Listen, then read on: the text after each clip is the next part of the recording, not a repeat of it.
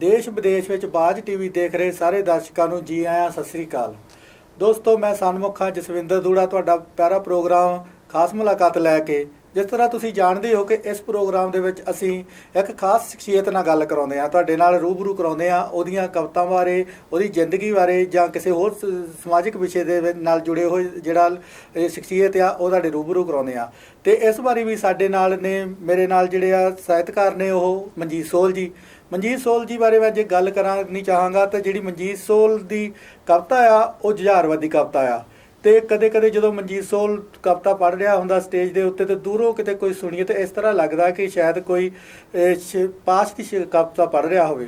ਪਰ ਜਦੋਂ ਉਹਨੂੰ ਬਹੁਤ ਹੀ ਬੜੀ ਗੌਰ ਨਾਲ ਦੇਖੀਏ ਜਾਂ ਸੁਣੀਏ ਅਤੇ ਉਹ ਜਿਹੜਾ ਉਹ ਵਖਰੇਵਾਂ, ਬਹੁਤ ਸਾਰਾ ਵਖਰੇਵਾਂ ਉਹਦੇ ਵਿੱਚ ਹੈਗਾ ਪਾਸ਼ ਦੀ ਕਵਿਤਾ ਦੇ ਵਿੱਚ ਅਤੇ ਮਨਜੀਤ ਦੀ ਕਵਿਤਾ ਦੇ ਵਿੱਚ। ਬਹੁਤੇ ਲੋਕ ਕਹਿੰਦੇ ਨੇ ਕਿ ਮਨਜੀਤ ਜਿਹੜਾ ਆ ਕਵਿਤਾ ਜਿਹੜੀ ਆ ਪਾਸ਼ ਵਾਂਗੂ ਹੀ ਲਿਖਦਾ ਆ, ਪਰ ਜਿਹੜੇ ਪਾਸ਼ ਦੇ ਵਿਸ਼ੇ ਵੱਖਰੇ ਆ ਅਤੇ ਮਨਜੀਤ ਦੇ ਵਿਸ਼ੇ ਵੱਖਰੇ ਆ। ਮਨਜੀਤ ਗੱਲ ਕਰਦਾ ਆ ਆਪਣੇ ਕਿਰਤੀਆਂ ਦੀ, ਭੱਠੇ ਦੇ ਕੰਮ ਕਰਦੇ ਗਰੀਬਾਂ ਦੀ, ਕਿਰਤ ਅਤੇ ਕਿਸਾਨਾਂ ਦੀ ਗੱਲ ਕਰਦਾ, ਅਤੇ ਜਿਹੜੇ ਆ ਪਾਸ਼ ਕ੍ਰਾਂਤੀ ਦੀ ਗੱਲ ਕਰਦਾ ਆ। ਆਪਾਂ ਬਾਕੀ ਗੱਲਾਂ ਇਹਨਾਂ ਦੇ ਨਾਲ ਜਿਹੜੀਆਂ ਹੋਰ ਵੀ ਕਰਦੇ ਆ, ਅਤੇ ਇਹਨਾਂ ਦੀ ਕਵਿਤਾ ਸੁਣ ਕੇ ਵੀ ਤੁਸੀਂ ਵੀ ਸਾਰੇ ਜਾਣ ਜਾਓਗੇ ਇਹਦਾ ਜਿਹੜਾ ਵਖਰੇਵਾਂ ਇਹਦੀ ਕਵਿਤਾ ਪਾਸ਼ ਨਾਲੋਂ ਤਾਂ ਮਨਜੀਤ ਦੀ ਕਵਿਤਾ ਦਾ ਜਿਹੜਾ ਵਖਰੇਵਾਂ ਬਹੁਤ ਸਾਰਾ ਹੈਗਾ, ਵੱਖਰਾ ਹੈ। ਅਤੇ ਆਓ ਗੱਲਬਾਤ ਕਰਦੇ ਹਾਂ ਮਨਜੀਤ ਸੋਹਲ ਜੀ ਨਾਲ। ਮਨਜੀਤ ਸੋਹਲ ਜੀ, ਬਾਜ ਟੀਵੀ 'ਤੇ ਤੁਹਾਡਾ ਸਵਾਗਤ ਹੈ ਜੀ। ਜਸਵਿੰਦਰ ਜੀ, ਤੁਹਾਡਾ, ਤੁਸੀਂ ਮੈਨੂੰ ਇੱਥੇ ਬੁਲਾਇਆ ਤੇ ਬਾਜ ਟੀਵੀ ਦੇ ਸਾਰੇ ਦਰਸ਼ਕਾਂ ਦਾ ਜੀ ਮੈਂ ਸ਼ੁਕਰੀਆ ਅਦਾ ਕਰਦਾ ਜੀ। ਜੀ ਮਨਜੀਤ ਜੀ, ਗੱਲ ਆਪਾਂ ਜਿਹੜੇ ਇਸ ਪ੍ਰੋਗਰਾਮ ਦੇ ਵਿੱਚ ਅਸੀਂ ਕਰੀ ਦੀ ਇੱਕ ਸਾਹਿਤਕਾਰ ਦੇ ਬਾਰੇ, ਜੀਵਨ ਬਾਰੇ, ਉਹਦੀ ਜ਼ਿੰਦਗੀ ਦੀਆਂ ਖੱਟੀਆਂ ਮਿੱਠੀਆਂ ਯਾਦਾਂ ਬਾਰੇ ਦਰਸ਼ਕਾਂ ਨਾਲ ਸਾਂਝ ਪਾਉਂਦੇ ਆ, ਕਵਿਤਾ ਬਾਰੇ ਗੱਲ ਕਰਦੇ ਆ। ਤੇ ਮੇਰੀ ਜਾਣਕਾਰੀ ਜਿੱਥੇ ਤੱਕ ਆਪਾਂ ਗੱਲ ਆਪਾਂ ਤੁਹਾਡੀ ਜਿਹੜੀ ਆ ਸਾਹਿਤਕਾਰੀ ਤੋਂ ਸ਼ੁਰੂ ਕਰਦੇ ਆ। ਤੁਸੀਂ ਪਹਿਲਾਂ ਜਿਹੜੀ ਸ਼ੁਰੂਆਤੀ ਜਿਹੜੀ ਆ ਤੁਸੀਂ ਕਹਾਣੀ ਲਿਖਦੇ ਹੁੰਦੇ ਸੀਗੇ, ਛੋਟੀ ਕਹਾਣੀ ਵੀ ਵੱਡੀ ਕਹਾਣੀ ਵੀ, ਉਹ ਸ਼ਬਦੀ ਵੀ ਸੀਗੀ, ਤਾਂ ਬੜਾ ਉਹਦੇ ਪਿੱਛੇ ਵੀ ਜਿਹੜੇ ਬੜੇ ਪ੍ਰਪੱਖ ਹੁੰਦੇ ਸੀਗੇ, ਤੇ ਜਿਹੜਾ ਹੁੰਗਾਰਾ ਵੀ ਬਹੁਤ ਵਧੀਆ ਸੀ ਪਾਠਕਾਂ ਦਾ। ਉਹਦੇ ਨਾਲ ਹੀ ਤੁਸੀਂ ਕਵਿਤਾ ਵੀ ਲਿਖਣੀ ਸ਼ੁਰੂ ਕੀਤੀ। ਹਾਂਜੀ। ਪਰ ਜਿੱਥੇ ਤੱਕ ਮੈਂ ਤੁਹਾਡੀ ਕਹਾਣੀ ਵੀ ਪੜ੍ਹੀ ਆ, ਉਹ ਕਹਾਣੀ ਦਾ ਤੁਹਾਡਾ ਜਿਹੜੀ ਪਕੜ ਵੀ ਪੂਰੀ ਸੀਗੀ, ਤੇ ਫਿਰ ਕਵਿਤਾ ਜਿਹੜੀ ਅੱਗੇ ਆ ਗਈ, ਕਹਾਣੀ ਪਿੱਛੇ ਰਹਿ ਗਈ। ਉਹਦਾ ਕੀ ਕਾਰਨ ਬਣਿਆ ਜਿਹੜਾ ਕਹਾਣੀ ਤੇ ਛੱਡ ਦਿੱਤੀ ਤੇ ਸਿਰਫ ਕਵਿਤਾ ਹੀ ਗਾਂਹ ਲੈ ਕੇ ਆ ਗਏ? ਜਸਵਿੰਦਰ ਜੀ, ਅਸਲ ਦੇ ਵਿੱਚ ਮੈਂ ਕਹਾਣੀ ਵੀ ਲਿਖਦਾ ਸੀ, ਮੈਂ ਕਵਿਤਾ ਵੀ ਲਿਖਦਾ ਸੀ। ਮੈਂ ਕਹਾਣੀ ਲਿਖਦੇ ਮੈਨੂੰ ਇਸ ਤਰ੍ਹਾਂ ਲੱਗਿਆ ਜੀ ਵੀ ਮੈਂ ਕਵਿਤਾ ਇੱਕ ਵਿਸ਼ੇ ਨੂੰ ਹੀ ਲੈ ਕੇ ਚੱਲਾਂ, ਇੱਕ ਵਿਧਾ ਨੂੰ ਲੈ ਕੇ ਚੱਲਾਂ ਜੀ। ਤੇ ਮੈਂ ਦੋਵਾਂ ਬੇੜੀਆਂ ਦੇ ਵਿੱਚ ਪੈਰ ਰੱਖਣ ਨਾਲੋਂ ਇੱਕ ਬੇੜੀ ਦੇ ਵਿੱਚ ਪੈਰ ਰੱਖਣਾ ਜਾਇਜ਼ ਸਮਝਿਆ। ਬਿਲਕੁਲ ਠੀਕ ਹੈ, ਕਿਉਂਕਿ ਉਹ ਜਿਹੜਾ ਬੰਦਾ ਇੱਕ ਦੇ ਵਿੱਚ ਆਪਣੀ ਵਿਧਾ ਦੇ ਵਿੱਚ ਉਹ ਆਪਣੀ ਪਕੜ ਮਜ਼ਬੂਤ ਕਰ ਲੈਂਦਾ, ਤਾਂ ਕਈ ਵਾਰੀ ਉਹ ਚਿੱਤੀ 'ਚ ਪੈ ਜਾਂਦਾ, ਕਦੀ ਮੈਂ ਇਹ ਵਿਸ਼ੇ ਲਵਾਂ ਜਾਂ ਇਹ ਵਿਸ਼ੇ, ਤੇ ਉਹ ਵਿਸ਼ੇ ਕਈ ਵਾਰੀ ਰਲ ਗੱਡ ਵੀ ਹੋ ਜਾਂਦੇ ਆ। ਤੇ ਤੁਸੀਂ ਇਸ ਤਰ੍ਹਾਂ ਜਿਹੜੀ ਆ ਆਪਣੀ ਕਵਿਤਾ ਨੂੰ ਹੀ ਚੁਣ ਲਿਆ ਵੀ ਅੱਗੇ ਜਿਹੜੀ ਆ ਹਰੇਕ ਵਿਸ਼ੇ ਨੂੰ ਮੈਂ ਆਪਣੀ ਕਵਿਤਾ ਦੇ ਵਿੱਚ ਆਪਣਾ ਜਿਹੜੀ ਆ ਗੱਲ ਨੂੰ ਕਹਿਣਾ, ਭਾਵਾਂ ਨੂੰ ਕਹਿਣਾ, ਉਹ ਕਵਿਤਾ ਦੇ ਵਿੱਚ ਹੀ ਕਵਾਂਗਾ। ਤੇ ਜਿਹੜੀ ਇਹ ਕਵਿਤਾ ਲਿਖਣੀ ਸ਼ੁਰੂ ਕੀਤੀ ਆ, ਸਭ ਤੋਂ ਪਹਿਲਾਂ ਜਿਹੜੀ ਕਵਿਤਾ ਲਿਖੀ ਆ ਉਹ ਕਿਹੜੀ ਕਵਿਤਾ ਸੀਗੀ? ਯਾਦ ਆ ਕੁਛ, ਜਾਂ ਕਿਸ ਤਰ੍ਹਾਂ ਦਾ ਉਹਦਾ ਵਿਸ਼ਾ ਕਿਸ ਤਰ੍ਹਾਂ ਦਾ ਸੀਗਾ? ਉਹਦੀ ਜਿਹੜੀ ਆ ਸਿਰਜਣਾ, ਜਿਹੜੀ ਕਿਸੇ ਨੂੰ ਘਟਨਾ ਦੇਖੀ, ਜਿਹੜੀ ਮੇਰੀ ਜੀ ਪਹਿਲੀ ਕਵਿਤਾ ਛਪੀ ਸੀਗੀ, ਮੈਂ ਉਦੋਂ, ਮੈਨੂੰ ਯਾਦ ਆ ਮੈਂ DAV ਕਾਲਜ ਵਿੱਚ ਪੜ੍ਹਦਾ ਹੁੰਦਾ ਸੀਗਾ, ਤੇ ਉੱਥੇ ਉਹਨਾਂ ਦਾ ਜਿਹੜਾ ਮੈਗਜ਼ੀਨ ਨਿਕਲਦਾ ਹੁੰਦਾ ਸੀਗਾ ਜੀ, ਉਹਦੇ ਵਿੱਚ ਮੇਰੇ ਪ੍ਰੋਫੈਸਰ ਸਾਹਿਬ ਨੇ ਮੇਰੇ ਕੋਲੋਂ ਕਵਿਤਾ ਮੰਗੀ ਸੀ, ਤੇ ਮੈਂ ਉਹਨਾਂ ਨੂੰ ਇੱਕ ਕਵਿਤਾ ਦਿੱਤੀ ਸੀਗੀ। ਉਹ ਸੀਗੀ ਜੇ ਕੋਈ ਕਿਸਾਨ ਦੀ ਕਦਰ ਕਰੇ। ਮੇਰੀ ਪਹਿਲੀ ਕਵਿਤਾ ਸੀ, ਤੇ ਪਹਿਲੀ ਕਵਿਤਾ ਹੀ ਛਪੀ ਸੀਗੀ ਜੀ ਜੀ। ਤੇ ਉਦੋਂ ਬਾਅਦ ਚ ਫਿਰ ਮੇਰਾ ਛਪਣ ਦਾ ਵੀ ਕਾਰਨ ਹੋ ਗਿਆ ਵੀ ਮੇਰਾ ਥੋੜਾ ਜਿਹਾ ਰੁਝਾਨ ਕਵਿਤਾ ਵੱਲ ਵੱਧ ਗਿਆ, ਹੌਸਲਾ ਅਫਜ਼ਾਈ ਮੈਨੂੰ ਮਿਲੀ, ਮੈਨੂੰ ਚੰਗਾ ਲੱਗਾ, ਤੇ ਮੈਂ ਫਿਰ ਇਹ ਵਿਸ਼ੇ ਦੇ ਉੱਤੇ, ਵਿਧਾ ਦੇ ਉੱਤੇ ਕੰਮ ਕਰਨਾ ਚੰਗਾ ਸਮਝਿਆ। ਜਾਣੀ ਕਿ ਜਿਹੜੇ ਵਿਸ਼ੇ ਆ ਤੁਹਾਡੇ ਜ਼ਿਆਦਾਤਰ ਕਿਰਤੀ ਪਰਿਵਾਰਾਂ ਨਾਲ ਸੰਬੰਧਿਤ, ਜਿਹੜੇ ਕਿਸਾਨਾਂ ਨਾਲ ਸੰਬੰਧਿਤ ਆ, ਜਾਂ ਜਿਹੜੇ ਰੋਜ਼ਾਨਾ ਰੋਜੀ ਰੋਟੀ ਲਈ ਸੰਘਰਸ਼ ਕਰਦੇ ਉਹਨਾਂ ਨਾਲ ਜ਼ਿਆਦਾਤਰ ਤੁਹਾਡੇ ਸੰਬੰਧ ਆ। ਤੇ ਬਹੁਤੀ ਵਾਰੀ ਜਿਹੜੀ ਆ ਕਵਿਤਾ ਲਿਖਣੀ ਜਦੋਂ ਨੌਜਵਾਨ ਸ਼ੁਰੂ ਕਰਦੇ ਆ, ਕਾਲਜ ਟਾਈਮ ਕਹਿ ਲਓ, ਕਿ ਉਹ ਪਿਆਰ ਮੁਹੱਬਤ ਦੀ ਕਵਿਤਾ ਸ਼ੁਰੂ ਹੁੰਦੀ ਆ, ਸ਼ਿਵ ਕੁਮਾਰ ਨੂੰ ਨਿੱਠ ਕੇ ਪੜ੍ਹਦੇ ਆ। ਤੇ ਤੁਸੀਂ ਕਿਹੜੇ ਸ਼ਾਇਰ ਨੂੰ ਪਹਿਲਾਂ ਪੜ੍ਹਿਆ, ਤੇ ਤੁਹਾਡਾ ਵਿਸ਼ਾ ਜਿਹੜਾ ਇਹ ਤੁਸੀਂ ਉਹ ਜਿਹੜਾ ਰੋਮਾਂਸ ਆ ਜਾਂ ਪਿਆਰ ਮੁਹੱਬਤ ਦਾ ਵਿਸ਼ਾ, ਉਹ ਕਿਉਂ ਨਹੀਂ ਚੁਣਿਆ, ਜਾਂ ਇਹੀ ਜਿਹੜਾ ਬੜਾ ਸੰਜੀਦਾ ਵਿਸ਼ਾ ਚੁਣ ਲਿਆ ਤੁਸੀਂ? ਇਹਦਾ ਕੀ ਕਾਰਨ? ਕੋਈ ਇਹਦਾ ਕਾਰਨ ਜਸਵਿੰਦਰ ਜੀ ਇਹੋ ਹੀ ਆ ਕਿ ਮੈਂ ਜਿਹੜਾ ਆਮ ਗਰੀਬ ਘਰਾਂ ਦੇ ਵਿੱਚੋਂ ਉੱਠਿਆ ਆ, ਮੈਂ ਉਸ ਸੰਘਰਸ਼ ਦੇ ਵਿੱਚੋਂ ਮੈਂ ਪੈਦਾ ਹੋਇਆ, ਮੇਰੀ ਕਵਿਤਾ ਵੀ ਉਸ ਸੰਘਰਸ਼ ਚੋਂ ਪੈਦਾ ਹੋਈ, ਪਰ ਮੈਂ ਇਹਨੂੰ ਇਹ ਨਹੀਂ ਸਮਝਦਾ ਕਿ ਇਹਦੇ ਵਿੱਚ ਮੁਹੱਬਤ ਨਹੀਂ, ਇਹਦੇ ਚ ਪਿਆਰ ਨਹੀਂ। ਮੈਨੂੰ ਉਹਨਾਂ ਲੋਕਾਂ ਨਾਲ ਪਿਆਰ ਸੀ, ਮੁਹੱਬਤ ਸੀ, ਤਾਂ ਮੈਂ ਇਹਨੂੰ ਵੀ ਮੁਹੱਬਤ ਦੀ ਕਵਿਤਾ ਹੀ ਸਮਝਦਾ। ਕੀ ਬਾਤ ਹੈ, ਬਹੁਤ ਮੈਂ ਮੁਹੱਬਤ ਦੀ ਕਵਿਤਾ ਹੀ ਲੈ ਕੇ ਚੱਲਦਾ ਵੀ ਇਹ ਮੁਹੱਬਤ ਦੀ ਕਵਿਤਾ ਹੀ ਆ। ਕੀ ਬਾਤ ਹੈ।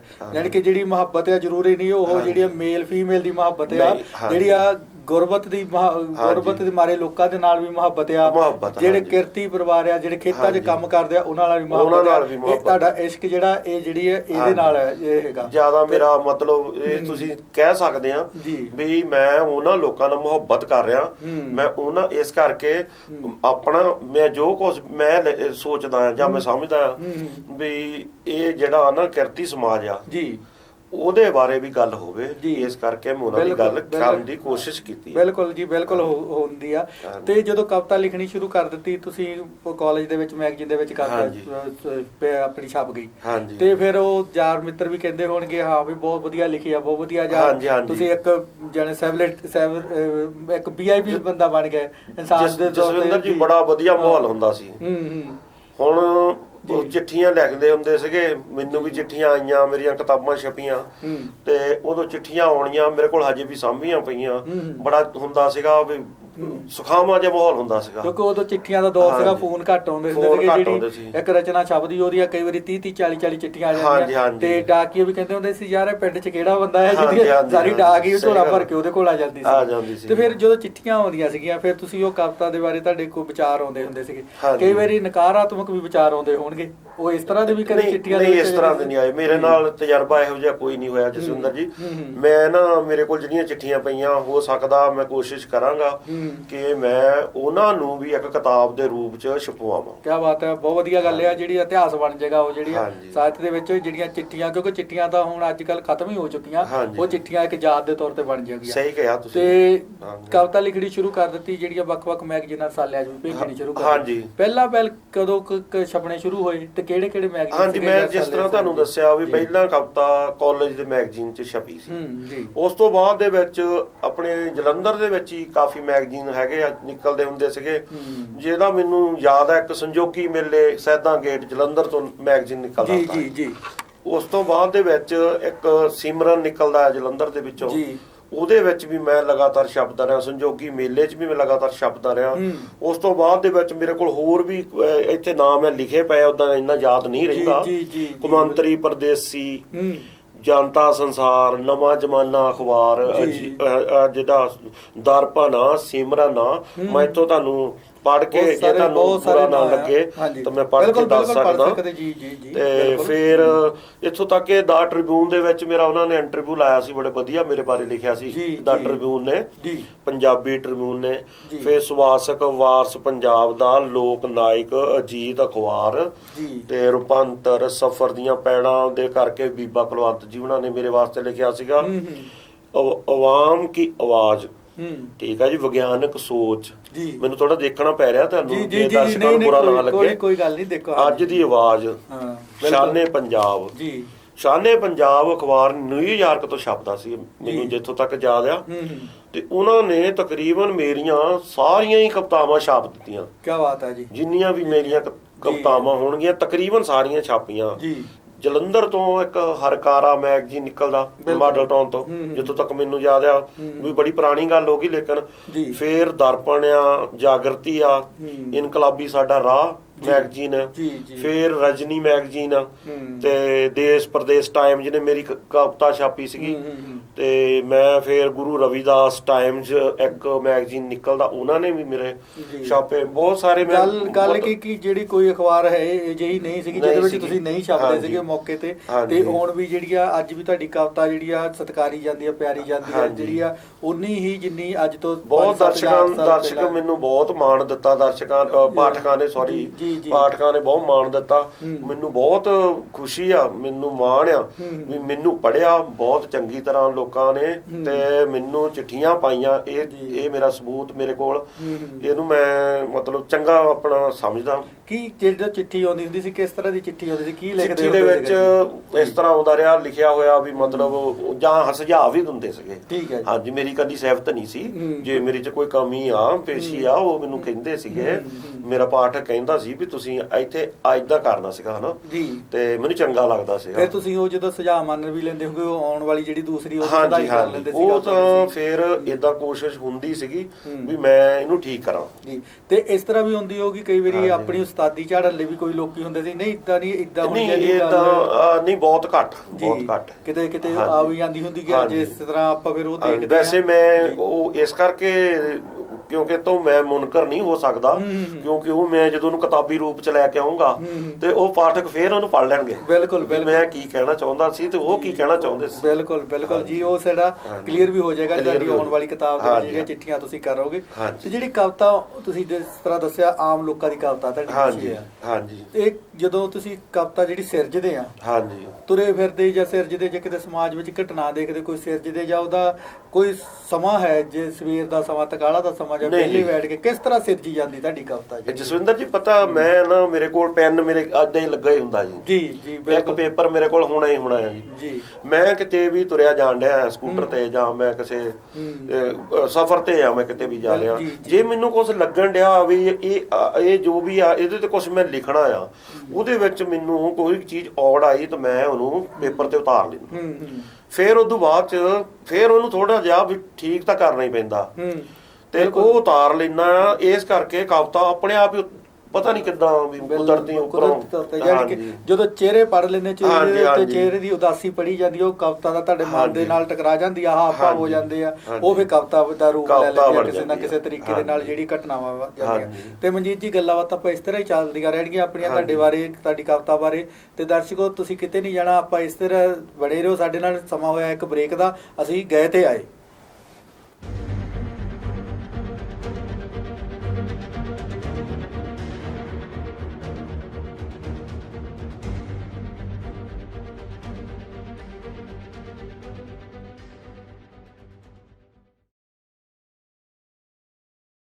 ਨਿਕਲਦੇ ਯਾਰੋ ਚੰਗਿਆੜੇ ਅੱਗ ਦੇ ਜੁੱਸਿਆਂ ਦੇ ਨਾਲ ਵੇਖੋ ਜੁੱਸੇ ਖਹਿੰਦੇ ਆ।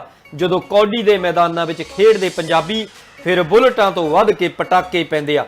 ਹੋ ਜਾਓ ਤਿਆਰ ਪੰਜਾਬੀਓ, ਹੁਣ ਨਿਊਯਾਰਕ 'ਚ ਪੈਣਗੇ ਕਬੱਡੀ ਦੇ ਪਟਾਕੇ। NYC ਕਬੱਡੀ ਕਲੱਬ ਨਿਊਯਾਰਕ ਵੱਲੋਂ 10 ਜੁਲਾਈ 2022 ਦਿਨ ਐਤਵਾਰ ਨੂੰ ਕਬੱਡੀ ਦੇ ਸ਼ਹੀਦ ਸਵਰਗਵਾਸੀ ਸੰਦੀਪ ਨੰਗਲ ਅੰਬੀਆਂ ਦੀ ਯਾਦ ਨੂੰ ਸਮਰਪਿਤ ਸ਼ਾਨਦਾਰ ਨਿਊਯਾਰਕ NYC ਕਬੱਡੀ ਟੂਰਨਾਮੈਂਟ ਬਹੁਤ ਹੀ ਧੂਮ-ਧਾਮ ਨਾਲ ਕਰਵਾਇਆ ਜਾ ਰਿਹਾ ਹੈ।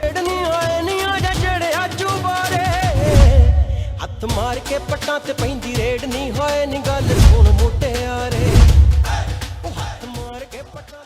ਇਸ ਸ਼ਾਨਦਾਰ ਕਬੱਡੀ ਟੂਰਨਾਮੈਂਟ ਵਿੱਚ ਦੁਨੀਆ ਭਰ ਦੇ ਕਬੱਡੀ ਸੁਪਰਸਟਾਰ ਆਪਣੀ ਖੇਡ ਦਾ ਪ੍ਰਦਰਸ਼ਨ ਕਰਨ ਲਈ ਪਹੁੰਚਣਗੇ। ਖੇਡ ਮੈਦਾਨ 'ਚ ਜੁੱਸਿਆਂ ਨਾਲ ਜੁੱਸੇ ਭਿੜਦੇ ਦੇਖਣ, ਕਬੱਡੀ ਦੇ ਪਟਾਕੇ ਸੁਣਨ ਅਤੇ ਆਪਣੇ ਚਹੇਤੇ ਖਿਡਾਰੀਆਂ ਨੂੰ ਲਾਗਿਓਂ ਤੱਕਣ ਲਈ ਟੂਰਨਾਮੈਂਟ ਦੇਖਣ ਜ਼ਰੂਰ ਪਹੁੰਚੋ।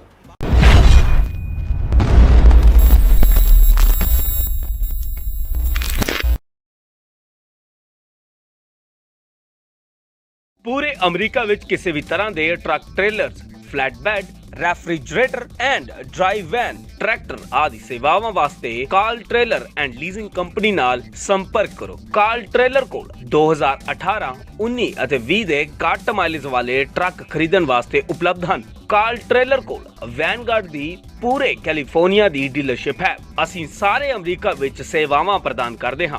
ਕਾਲ ਟ੍ਰੇਲਰ ਕੋਲ ਇਨ ਹਾਊਸ ਫਾਈਨੈਂਸਿੰਗ ਦੀ ਸੁਵਿਧਾ ਵੀ ਹੈ ਉਪਲਬਧ। ਵਧੇਰੀ ਜਾਣਕਾਰੀ ਲਈ ਧਰਮਿੰਦਰ ਰੰਧਾਵਾ ਨੂੰ 9093515220 ਅਤੇ 9092407234 ਅਤੇ ਸਿਕੰਦਰ ਸਿੰਘ ਰੰਧਾਵਾ ਨੂੰ 9092407272 ਤੇ ਸੰਪਰਕ ਕਰੋ। ਤੁਸੀਂ ਹੇਠ ਲਿਖੇ ਪਤੇ ਤੇ ਉੱਤੇ ਵੀ ਸੰਪਰਕ ਕਰ ਸਕਦੇ ਹੋ। ਇਨਕਮ ਟੈਕਸਸ ਸਿੰਗਲ, ਮੈਰਿਡ, ਨਿਆਣੇ ਛੋਟੇ ਵੱਡੇ, ਕਾਲਜ ਜਾਂਦੇ ਆ, ਅਰਨ ਇਨਕਮ ਕ੍ਰੈਡਿਟ, eligible ਹੋ, it can be a complicated issue. Get it done professionally and filing it electronically. Come to a person with more than 20 years of experience.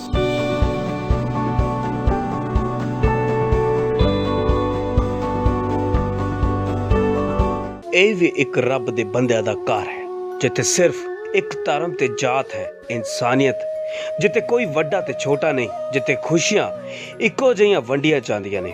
ਬੌਧਿਕਤਾ ਦਾ ਵਿਕਾਸ ਰੱਬ ਦੇ ਹੱਥ ਹੈ, ਪਰ ਰੱਬ ਦੇ ਜੀਆਂ ਦੀ ਸੰਭਾਲ ਤਾਂ ਬੰਦਾ ਹੀ ਕਰ ਸਕਦਾ ਹੈ। ਅਜਿਹੀ ਇੱਕ ਮਿਸਾਲ ਅਮਰੀਕਾ ਦੇ ਮੈਰੀਲੈਂਡ ਵਿਖੇ centre for social change. Visit ਔਰ ਕਾਲ। ਮੋਰ ਇਨਫੋਰਮੇਸ਼ਨ ਜੈਸੀ Singh and Sajid ਤਰਾਰ।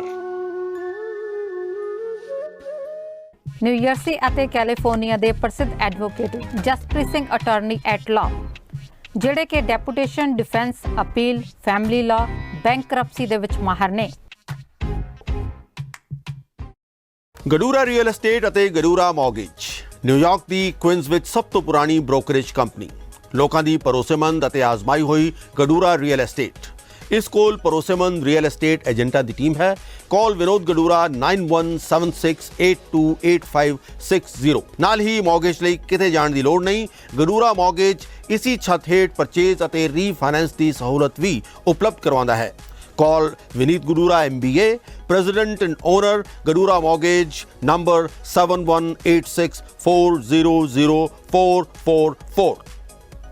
Global freight carrier inc trucking ਦੀਆਂ ਇੱਕੋ ਛੱਤ ਥੱਲੇ ਸਾਰੀਆਂ ਸੇਵਾਵਾਂ। ਟਰੱਕ ਰਿਪੇਅਰ, 24 ਘੰਟੇ road service, world wide truck trailer lease and sale, ਜਿਸ ਵਿੱਚ ਰੀਫਰ, ਡਰਾਈਵਰ ਵੈਨ, ਫਲੈਟਬੈਡ, ਟਰੈਕਟਰ ਸਭ ਸ਼ਾਮਿਲ ਨੇ। ਗਲੋਬਲ ਫਰਾਈਟ ਔਨ ਆਪਰੇਟਰਾਂ ਅਤੇ ਡਰਾਈਵਰਾਂ ਨੂੰ ਵੀ ਹਾਇਰ ਕਰਦਾ ਹੈ। ਵਧੇਰੀ ਜਾਣਕਾਰੀ ਲਈ ਅਵਤਾਰ ਸਿੰਘ ਵੜਿੰਗ ਨੂੰ ਹੇਠ ਲਿਖੇ ਨੰਬਰਾਂ ਤੇ ਸੰਪਰਕ ਕਰੋ।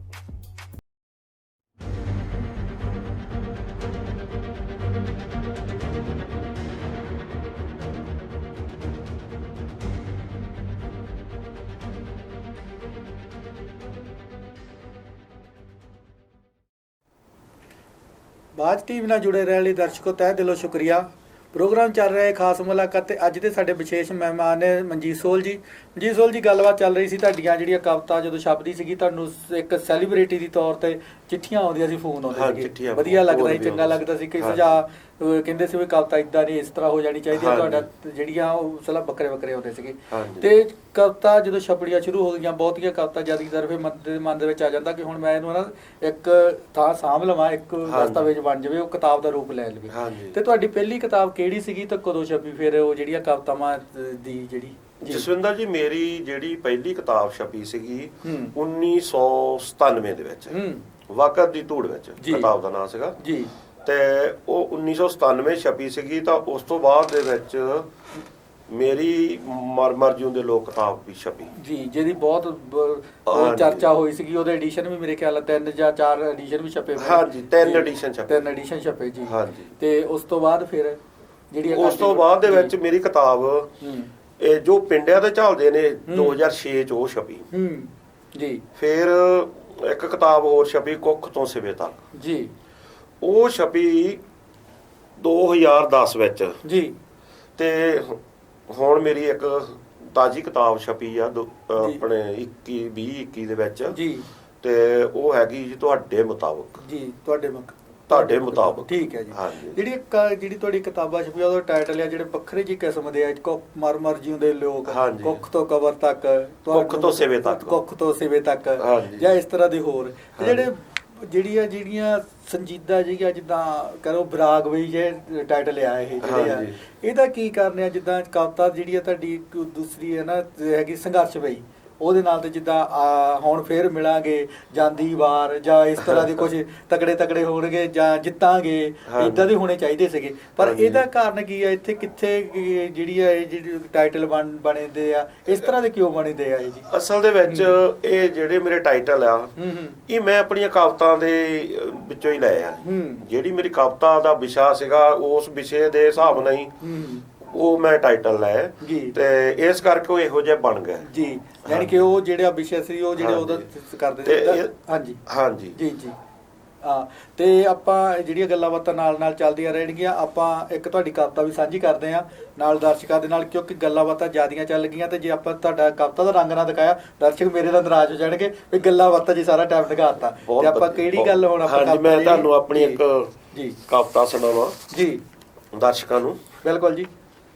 ਜਿਹੜੀ ਕਿਤਾਬ ਜਿਹੜੀ ਆ ਨਵੀਂ ਆ ਜਿਹੜੀ ਐਤਕੀ ਆਈ ਆ ਹੁਣ ਉਹਦੇ ਵਿੱਚੋਂ ਕਵਿਤਾ ਇੱਕ ਕਿ ਕੋਈ ਵੀ ਸੁਣਾ ਦਿਓ, ਕੋਈ ਗੱਲ ਨਹੀਂ, ਜਿਹੜੀ ਤੁਹਾਡੀ ਇੱਛਾ। ਹਾਂਜੀ, ਮੈਂ ਵੈਸੇ ਸੋਚਦਾ ਸੀਗਾ ਵੀ ਮੇਰੀ ਜਿਹੜੀ ਕਿਤਾਬ ਮਰ ਮਰ ਜਿਉਂਦੇ ਲੋਕ, ਮੈਂ ਇਹਦੇ ਵਿੱਚੋਂ ਤੁਹਾਨੂੰ ਕਵਿਤਾ ਸੁਣਾਵਾਂ, ਫਿਰ ਮੈਂ ਤੁਹਾਨੂੰ ਨਵੀਂ ਕਿਤਾਬ ਚੋਂ ਨਵੀਂ ਕਵਿਤਾ ਵੀ ਸੁਣਾਵਾਂ। ਬਿਲਕੁਲ, ਕਿਉਂਕਿ ਇਹ ਜਿਹੜੀ ਆ ਬਹੁਤ ਮਕਬੂਲ ਹੋਈ ਆ, ਹਰੇਕ ਬੰਦੇ ਨੇ ਜਿਹੜੀ ਮੇਰੇ ਖਿਆਲ ਨਾਲ ਜਿਹੜਾ ਸਾਹਿਤ ਨਾਲ ਜੁੜਿਆ ਹੋਇਆ ਜਾਂ ਸਾਹਿਤ ਪ੍ਰੇਮੀ ਆ ਉਹਨੇ ਕਵਿਤਾ ਪੜ੍ਹੀ ਆ। ਤੇ ਜਿਹੜਾ ਮੇਰੇ ਖਿਆਲ ਨਾਲ ਪਹਿਲਾ ਐਡੀਸ਼ਨ ਵੀ ਸ਼ਾਇਦ 1000-2000 ਦਾ ਛਪਿਆ ਸੀਗਾ ਪਹਿਲਾਂ। ਹਾਂਜੀ, ਪਹਿਲਾ 700 ਕਾਪੀ ਛਪਿਆ ਸੀ ਜੀ ਜੀ। ਫਿਰ ਦੂਸਰਾ ਐਡੀਸ਼ਨ 1000 ਕਾਪੀ ਛਪਿਆ ਸੀ, ਫਿਰ ਤੀਸਰਾ ਐਡੀਸ਼ਨ 20000 ਕਾਪੀ ਛਪਿਆ। ਜਿਹੜੀ ਆ ਮੇਰੇ ਖਿਆਲ ਨਾਲ ਇਹ ਜਿਹੜੀ ਛੋਟੀ ਜਿਹੀ ਕਿਤਾਬ ਆ ਤੇ ਪਰ 3 ਐਡੀਸ਼ਨ ਜਿਹੜੀ ਲਗਭਗ 3000 ਦੇ ਲਾਗੇ ਛਾਗੇ ਛਪੀ ਜਿਹੜੀ ਆ।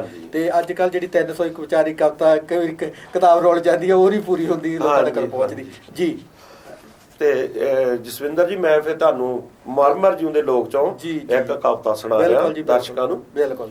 ਨਵ ਵਿਆਹੀ ਨੂੰ, ਤੂੰ ਇਸ ਘਰ ਨਵੀਂ ਨਵੀਂ ਆਈ ਏ, ਤੈਨੂੰ ਇਹ ਨਹੀਂ ਪਤਾ ਜੀ ਤੇਰੇ ਦਾਜ ਵਿੱਚ ਲਿਆਂਦੇ ਸ਼ਿੰਗਾਰਦਾਨ ਨੂੰ ਖਾ ਜਾਵੇਗਾ। ਕੀ ਬਾਤ ਹੈ ਜੀ, ਕੀ ਬਾਤ ਹੈ, ਬਹੁਤ ਅੱਛੇ। ਤੇਰੇ ਮਾਹੀ ਦੀ ਗਰੀਬੀ ਦਾ ਘੁਣ ਜੀ।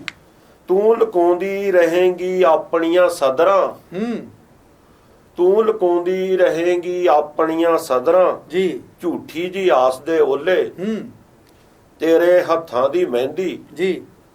ਤੋਕੜ ਮੱਝਾਂ ਦੇ ਗੋਹੇ ਨੂੰ ਪੱਥਦਿਆਂ ਕੀ ਬਾਤ ਹੈ ਜੀ, ਕੀ ਬਾਤ, ਲੱਥ ਜਾਵੇਗੀ ਇੱਕ ਦਿਨ। ਕੀ ਬਾਤ ਹੈ ਜੀ, ਬਹੁਤ ਅੱਛੇ ਜੀ। ਤੇਰੇ ਗੋਰੇ ਮੁਖੜੇ ਤੇ ਪੈਣੀਆਂ ਸ਼ੁਰੂ ਹੋ ਜਾਣਗੀਆਂ ਝੁਰੜੀਆਂ, ਤੇ ਤੇਰੀ ਪੇਕਿਓਂ ਲਿਆਂਦੀ ਸੁਰਮੇ ਦਾਣੀ ਜੀ। ਤਰਸੇਗੀ 2 ਤੋਲੇ ਸੁਰਮੇ। ਕੀ ਬਾਤ ਹੈ ਜੀ, ਕੀ ਬਾਤ ਹੈ, ਸ਼ੁਕਰੀਆ, ਕੀ ਬਾਤ ਹੈ ਜੀ ਜੀ। ਤੇ ਤੇਰੀਆਂ ਅੱਖਾਂ ਨੂੰ ਮਟਕਣੋਂ ਹਟਾਵਣਗੇ ਟਿਪ ਟਿਪ ਕਰਦੇ ਹੋਏ ਹੰਝੂ, ਤੈਨੂੰ ਇੱਕ ਦਿਨ ਭੁੱਲ ਜਾਵੇਗਾ ਜੀ। ਸਹੁਰੇ ਕੋਲੋਂ ਘੁੰਡ ਕੱਢਣਾ। ਕੀ ਬਾਤ ਹੈ ਜੀ, ਬਹੁਤ ਅੱਛੇ, ਸ਼ੁਕਰੀਆ ਜੀ।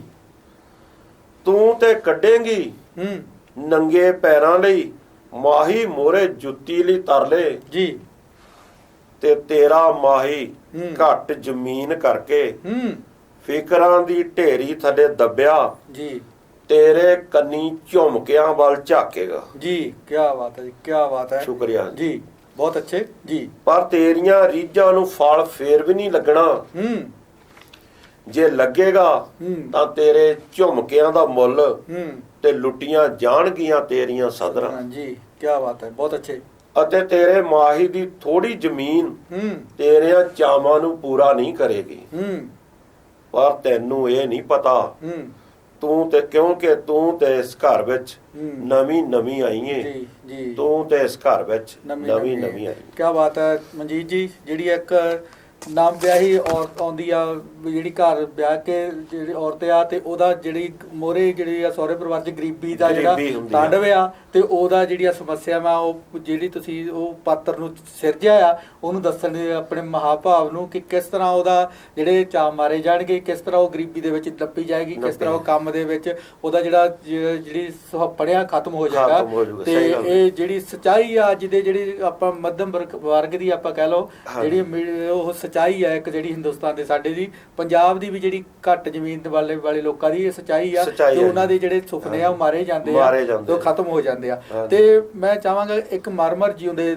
ਲੋਕ ਦੇ ਵਿੱਚੋਂ ਟਾਈਟਲ ਜਿਹੜੀ ਕਵਿਤਾ ਸੀਗੀ ਉਹ ਵੀ ਆਪਾਂ ਦਰਸ਼ਕਾਂ ਨਾਲ ਇੱਕ ਸਾਂਝੀ ਕਰ ਲਈਏ। ਮਰ ਮਰ ਜਿਉਂਦੇ ਲੋਕ, ਹਾਂਜੀ, ਜਿਹੜੀ ਉਹ ਮੇਨ ਕਵਿਤਾ ਸੀਗੀ, ਕਿਉਂਕਿ ਇਹ ਕਵਿਤਾ ਵੀ ਜਿਹੜੀ ਬਹੁਤ ਤੁਹਾਡੀ ਹਰ ਸਭਾਵਾਂ ਦੇ ਵਿੱਚ ਜਦੋਂ ਮੈਂ ਵੀ ਕਿਤੇ ਵੀ ਤੁਹਾਡੇ ਨਾਲ ਮੇਲ ਗੇਲ ਹੋਇਆ ਜ਼ਿਆਦਾਤਰ ਇਹ ਸੁਣਾਈ ਗਈ ਸੀ ਜਾਂ ਸੁਣੀ ਗਈ ਸੀ, ਜਿਹੜੀ ਇਹ ਕਵਿਤਾ ਸਾਨੂੰ ਉਹ ਜ਼ਰੂਰ ਸੁਣਾ ਜੀ। ਇਹ ਕਵਿਤਾ ਦਾ ਅਸਲ ਦੇ ਵਿੱਚ ਨਾਂ ਹੈ ਮਰ ਮਰ ਜਿਉਣਾ ਜੀ। ਇਹ ਸਾਡੇ ਉਸਤਾਦ ਜੀ ਜਿਹੜੇ ਆਪਣੇ ਉਲਫਤ ਬਾਜਵਾ ਜੀ ਸੀਗੇ, ਉਹਨਾਂ ਨੇ ਮੇਰੀ ਕਿਤਾਬ ਦਾ ਨਾਂ ਰੱਖਿਆ ਸੀ। ਉਹ ਹੁਣ ਇਸ ਦੁਨੀਆ 'ਚ ਨਹੀਂ ਹੈਗੇ ਜੀ। ਉਹ ਗਜ਼ਲਗੋ ਹੁੰਦੇ ਹੋਏ ਵੀ ਉਹਨਾਂ ਨੇ ਮੇਰੀ ਕਵਿਤਾ ਨੂੰ ਚੰਗਾ ਸਮਝਿਆ। ਬਿਲਕੁਲ, ਇਹ ਉਹਨਾਂ ਦਾ ਰੱਖਿਆ ਹੋਇਆ ਨਾਂ ਹੈ, ਇਸ ਕਵਿਤਾ 'ਚ ਲਿਆ ਗਿਆ ਸੀ ਜੀ ਜੀ। ਮਰ ਮਰ ਜਿਉਣਾ। ਕੀ ਬਾਤ ਹੈ ਜੀ। ਕੌਣ ਆਖਦਾ ਏ ਮਨੁੱਖ ਹਰ ਸਾਹ ਜਿਉਂਦਾ ਏ, ਮਨੁੱਖ ਤਾਂ ਮਰ ਮਰ ਜਿਉਂਦਾ ਏ। ਇਹਨੂੰ ਗਰੀਬੀ 'ਚ ਗਰੀਬੀ ਮਾਰਦੀ ਏ ਜੀ, ਅਮੀਰੀ 'ਚ ਨੋਟਾਂ ਦੀ ਹਵਸ। ਕੀ ਬਾਤ ਹੈ ਜੀ, ਕੀ ਬਾਤ ਹੈ ਜੀ, ਥੈਂਕ ਯੂ ਜੀ, ਮਿਹਰਬਾਨੀ। ਅਮੀਰੀ 'ਚ ਨੋਟਾਂ ਦੀ ਹਵਸ, ਕਦੇ ਮਾਰਦਾ ਏ ਆਟੇ ਵਾਲਾ ਖਾਲੀ ਪੀਪਾ ਜੀ, ਕਦੇ ਆਲੀਸ਼ਾਨ ਕੋਠੀ 'ਚ ਇਹ ਕੱਲ ਮਾਰਦੀ ਏ ਜੀ, ਇਹ ਕਦੇ ਭ੍ਰਿਸ਼ਟਾਚਾਰ ਦੇ ਪੁੜਾਂ 'ਚ ਪੀਸ ਹੋਇਆ ਏ ਜੀ, ਕਦੇ ਵਾਧੀ ਮਹਿੰਗਾਈ ਥੱਲੇ ਦੱਬਿਆ ਏ ਜੀ, ਕਦੇ ਗਰੀਬ ਨੂੰ ਮਾਰਦਾ ਏ ਧੀ ਦੇ ਵਿਆਹ ਲਈ ਚੁੱਕਿਆ ਹੋਇਆ ਕਰਜ਼ਾ। ਕੀ ਬਾਤ ਹੈ ਜੀ, ਕੀ ਬਾਤ ਹੈ, ਬਹੁਤ ਅੱਛੇ। ਕਦੇ ਗਰੀਬ ਨੂੰ ਮਾਰਦਾ ਏ ਧੀ ਦੇ ਵਿਆਹ ਲਈ ਚੁੱਕਿਆ ਹੋਇਆ ਕਰਜ਼ਾ, ਤੇ ਕਦੇ ਪੱਕਣ ਤੋਂ ਪਹਿਲਾਂ ਹੀ ਹੜਾਂ 'ਚ ਰੁੜ ਗਈ ਫਸਲ ਮਾਰਦੀ ਜੀ। ਮਿਹਰਬਾਨੀ ਜੀ। ਬਿਲਕੁਲ ਜੀ, ਜੀ। ਮਨੁੱਖ ਕੱਲ ਵੀ ਮਰਦਾ ਸੀ ਤੇ ਅੱਜ ਵੀ ਮਨੁੱਖ ਨੂੰ ਹਰ ਸਾਹ ਮਾਰਦੀ ਏ ਉਹਦੇ ਹੋਰ ਜਿਉਣ ਦੀ ਲਾਲਸਾ। ਕੀ ਬਾਤ ਹੈ ਜੀ, ਕੀ ਬਾਤ। ਹਰ ਪਲ ਮਾਰਦਾ ਏ ਮੌਤ ਆਉਣ ਦਾ ਡਰ। ਕੀ ਬਾਤ ਹੈ ਜੀ, ਬਹੁਤ ਅੱਛੇ। ਕੌਣ ਆਖਦਾ ਏ ਮਨੁੱਖ ਹਰ ਸਾਹ ਜਿਉਂਦਾ ਏ, ਇਸ ਨੂੰ ਬਚਪਨ 'ਚ ਮਾਰਦੇ ਨੇ, ਖੇਡਣ ਤੋਂ ਵਾਂਝੇ ਰਹਿ ਗਏ ਕੀਮਤੀ ਪਲ। ਕੀ ਬਾਤ ਹੈ, ਬਹੁਤ ਅੱਛੇ। ਜਵਾਨੀ 'ਚ ਢਹਿੰਦੇ ਰੀਝਾਂ ਦੇ ਮੀਨਾਰ, ਇਹਨੂੰ ਬੁਢਾਪੇ 'ਚ ਮਾਰਦਾ ਏ ਔਲਾਦ ਦਾ ਨਿਰਮੋਹੇ ਹੋਣਾ। ਕੀ ਬਾਤ ਹੈ ਜੀ, ਕੀ ਬਾਤ ਹੈ। ਕੌਣ ਆਖਦਾ ਏ ਮਨੁੱਖ ਹਰ ਸਾਹ ਜਿਉਂਦਾ ਏ, ਮਨੁੱਖ ਤਾਂ ਜਿਉਂਦੇ ਜੀ ਮਰਦਾ ਏ ਜੀ, ਮਨੁੱਖ ਤਾਂ ਮਰ ਮਰ ਜਿਉਂਦਾ ਏ ਜੀ। ਬਹੁਤ ਅੱਛੇ, ਕੀ ਬਾਤ ਹੈ। ਜਿਹੜੀ ਇੱਕ ਮਨੁੱਖ ਦੀ ਸਮਝੋ ਆਤਮ ਕਥਾ, ਇਸ ਜਿਹੜੀ ਕਵਿਤਾ ਦੇ ਵਿੱਚ ਤੁਸੀਂ ਆਪਣੀ ਵਿਆਖਿਆ ਕਰ ਦਿੱਤੀ ਹੈ ਕਿ ਕਿਸ ਤਰ੍ਹਾਂ ਉਹ ਜ਼ਿੰਦਗੀ ਦੇ ਵਿੱਚ ਜਿਉਣਾ ਚਾਹੁੰਦਾ ਹੋਇਆ ਵੀ ਨਹੀਂ ਜਿਉਂਦਾ। ਜਿਹਦਾ ਇਹਦੇ ਵਿੱਚ ਪ੍ਰਵਾਸ ਦੀ ਵੀ ਗੱਲ ਹੋ ਗਈ ਆ, ਵੱਡੀਆਂ ਵੱਡੀਆਂ ਕੋਠੀਆਂ ਬਣਾ ਕੇ ਕੱਲੇ ਬਜ਼ੁਰਗਾਂ ਨੂੰ ਜਾਂ ਛੱਡ ਕੇ ਇੱਥੇ ਚੱਲ ਗਏ, ਉਹ ਵਿਚਾਰਿਆਂ ਨੂੰ ਕੱਲ ਤਾਂ ਮਾਰ ਜਾਂਦੀ ਆ, ਜਾਂ ਕਿਸ ਤਰ੍ਹਾਂ ਉਹ ਆਪਣੇ ਸੁਪਨੇ ਆ ਜਿਹੜੇ ਆ ਬੁਢਾਪੇ 'ਚ ਆ ਕੇ ਜਾਂ ਉਹਦੇ ਪਰਿਵਾਰ ਦੇ ਬੱਚੇ ਉਹਨੂੰ ਛੱਡ ਜਾਂਦੇ ਆ। ਤੇ ਇਸ ਦੇ ਨਾਲ ਨਾਲ ਹੀ ਜਿੱਦਾਂ ਕਵਿਤਾ ਦੇ ਵਿੱਚ ਪਰਿਵਾਰਕ ਗੱਲ ਆਈ ਆ, ਆਪਾਂ ਗੱਲ ਤੁਹਾਡੇ ਪਰਿਵਾਰ ਦੀ ਵੀ ਕਰ ਲੈਂਦੇ ਆ। ਤੁਹਾਡਾ ਬਚਪਨ ਜਿਹੜਾ ਕਿਹੋ ਜਿਹਾ ਬੀਤਿਆ, ਕਿੱਥੇ ਬੀਤਿਆ? ਮੇਰਾ ਬਚਪਨ ਜਸਵਿੰਦਰ ਜੀ ਅਸਲ 'ਚ ਮੈਂ ਆਮ ਪਰਿਵਾਰਾਂ ਵਾਂਗੂ, ਤੁਹਾਡੇ ਵਾਂਗੂ, ਮੇਰੇ ਵਾਂਗੂ, ਹੋਰ ਲੋਕਾਂ ਵਾਂਗੂ ਸਾਰਿਆਂ ਨੂੰ ਸਾਂਝਾ ਹੀ ਆ। ਜੀ ਜੀ, ਬਿਲਕੁਲ। ਆਮ ਹੀ ਘਰ ਦੇ ਵਿੱਚ ਜਿੱਦਾਂ ਦਾ ਆਮ ਬੰਦੇ ਦਾ ਬਚਪਨ ਹੁੰਦਾ, ਮੇਰਾ ਵੀ ਉਹੋ ਜਿਹਾ ਹੀ ਬਚਪਨ ਬੀਤਿਆ। ਮੈਂ ਵੀ ਪੱਠੇ ਪਾਉਂਦਾ ਰਿਹਾ, ਮੈਂ ਵੀ ਕਿਆਰੇ ਮੋੜਦਾ ਰਿਹਾ, ਮੈਂ ਪਾਣੀ ਲਾਉਂਦਾ ਰਿਹਾ ਖੇਤਾਂ ਨੂੰ। ਉਹ ਮੇਰੇ ਵਿੱਚ ਮੇਰੀ ਕਵਿਤਾ 'ਚ ਉਹ ਬੋਲਦਾ, ਝਲਕਦਾ। ਇਸ ਦੀ ਵਜ੍ਹਾ ਇਹ ਹੀ ਆ ਕਿ ਮੈਂ ਉਹ ਸਾਰੇ ਕੰਮ ਕੀਤੇ ਹੋਏ ਆ। ਬਿਲਕੁਲ ਜੀ। ਇਸ ਕਰਕੇ ਮੇਰੀ ਕਵਿਤਾ 'ਚ ਉਹੋ ਜਿਹਾ ਹੀ ਜਿਹੜਾ ਝਲਕ ਆ ਨਾ, ਉਹ ਪੈਣੀ ਲਾਜ਼ਮੀ। ਵਿਸ਼ੇ ਘੁੰਮ ਫਿਰ ਕੇ ਕਿਤੇ ਨਾ ਕਿਤੇ ਉਹ ਵਿਸ਼ੇ ਆਉਂਦੇ ਆ, ਉਹੀ ਘਟਨਾਵਾਂ ਆਉਂਦੀਆਂ, ਉਹੀ ਦ੍ਰਿਸ਼ ਆਉਂਦੇ ਆ ਜੀ। ਬਿਲਕੁਲ ਜੀ। ਤੇ ਉਹ ਖੇਲਣ ਮੱਲਣ ਦੇ ਚਾਅ ਕਿੱਦਾਂ ਪੂਰੇ ਹੋਏ ਸੀ, ਜਾਂ ਸੰਜੀਦਗੀ ਜਿਹੀ ਰਹੀ? ਖੇਲਣ ਮੱਲਣ ਦੇ ਚਾਅ ਪੂਰੇ ਆਮ ਬੰਦੇ ਲਈ, ਗਰੀਬੀ ਘਰ ਚੋਂ ਬੰਦੇ ਲਈ ਪੂਰੇ ਹੋਣੇ ਇੰਨੇ ਸੌਖਾ ਕੰਮ ਨਹੀਂ। ਵੈਸੇ ਕਈ ਸੰਘਰਸ਼ਸ਼ੀਲ ਲੋਕ ਬਹੁਤ ਹੁੰਦੇ ਆ, ਕਰ ਵੀ ਲੈਂਦੇ ਆ ਜੀ ਜੀ, ਪਰ ਸਾਡਾ ਤਾਂ ਪੱਠਿਆਂ ਦੇ ਟੱਕ 'ਚ ਹੀ ਗਵਾਚ ਗਿਆ ਸੀ ਬਚਪਨ ਜੀ ਜੀ।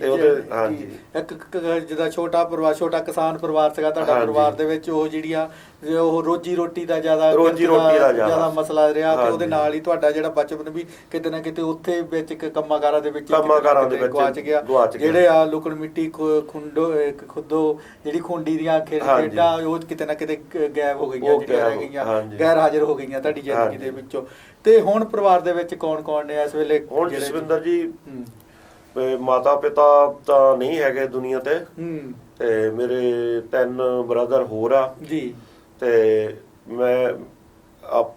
ਮੇਰਾ ਜਿਹੜਾ ਪਰਿਵਾਰ ਆ ਹੁਣ ਅਲੱਗ-ਅਲੱਗ ਹੋ ਗਿਆ, ਜਿੱਦਾਂ ਜ਼ਮਾਨਾ ਇਹੋ ਜਿਹਾ ਹੋ ਗਿਆ, ਦੁਨੀਆਦਾਰੀ ਆ ਜੀ, ਦੁਨੀਆਦਾਰੀ ਹੋ ਗਈ। ਬਿਲਕੁਲ ਜੀ। ਤੇ ਮੇਰੀ ਇੱਕ ਬੇਟੀ ਆ, ਮੇਰੀ ਵਾਈਫ ਆ, ਮੇਰਾ ਬੇਟਾ ਆ, ਤੇ ਅਸੀਂ 4 ਜੀ ਆ ਇੱਕ ਪਰਿਵਾਰ। ਕਿੱਥੇ ਰਹਿ ਰਹੇ ਹੋ? ਮੇਰਾ ਪਿੰਡ ਕਪੂਰਥਲਾ ਰੋਡ ਦੇ ਉੱਤੇ ਸੰਗਲ ਸੋਲ ਪਿੰਡ ਹੈ ਜੀ, ਤੇ ਇਹਨੂੰ ਜਲੰਧਰ ਤੋਂ ਕਪੂਰਥਲਾ ਰੋਡ ਦੇ ਉੱਤੇ ਜੀ ਜੀ।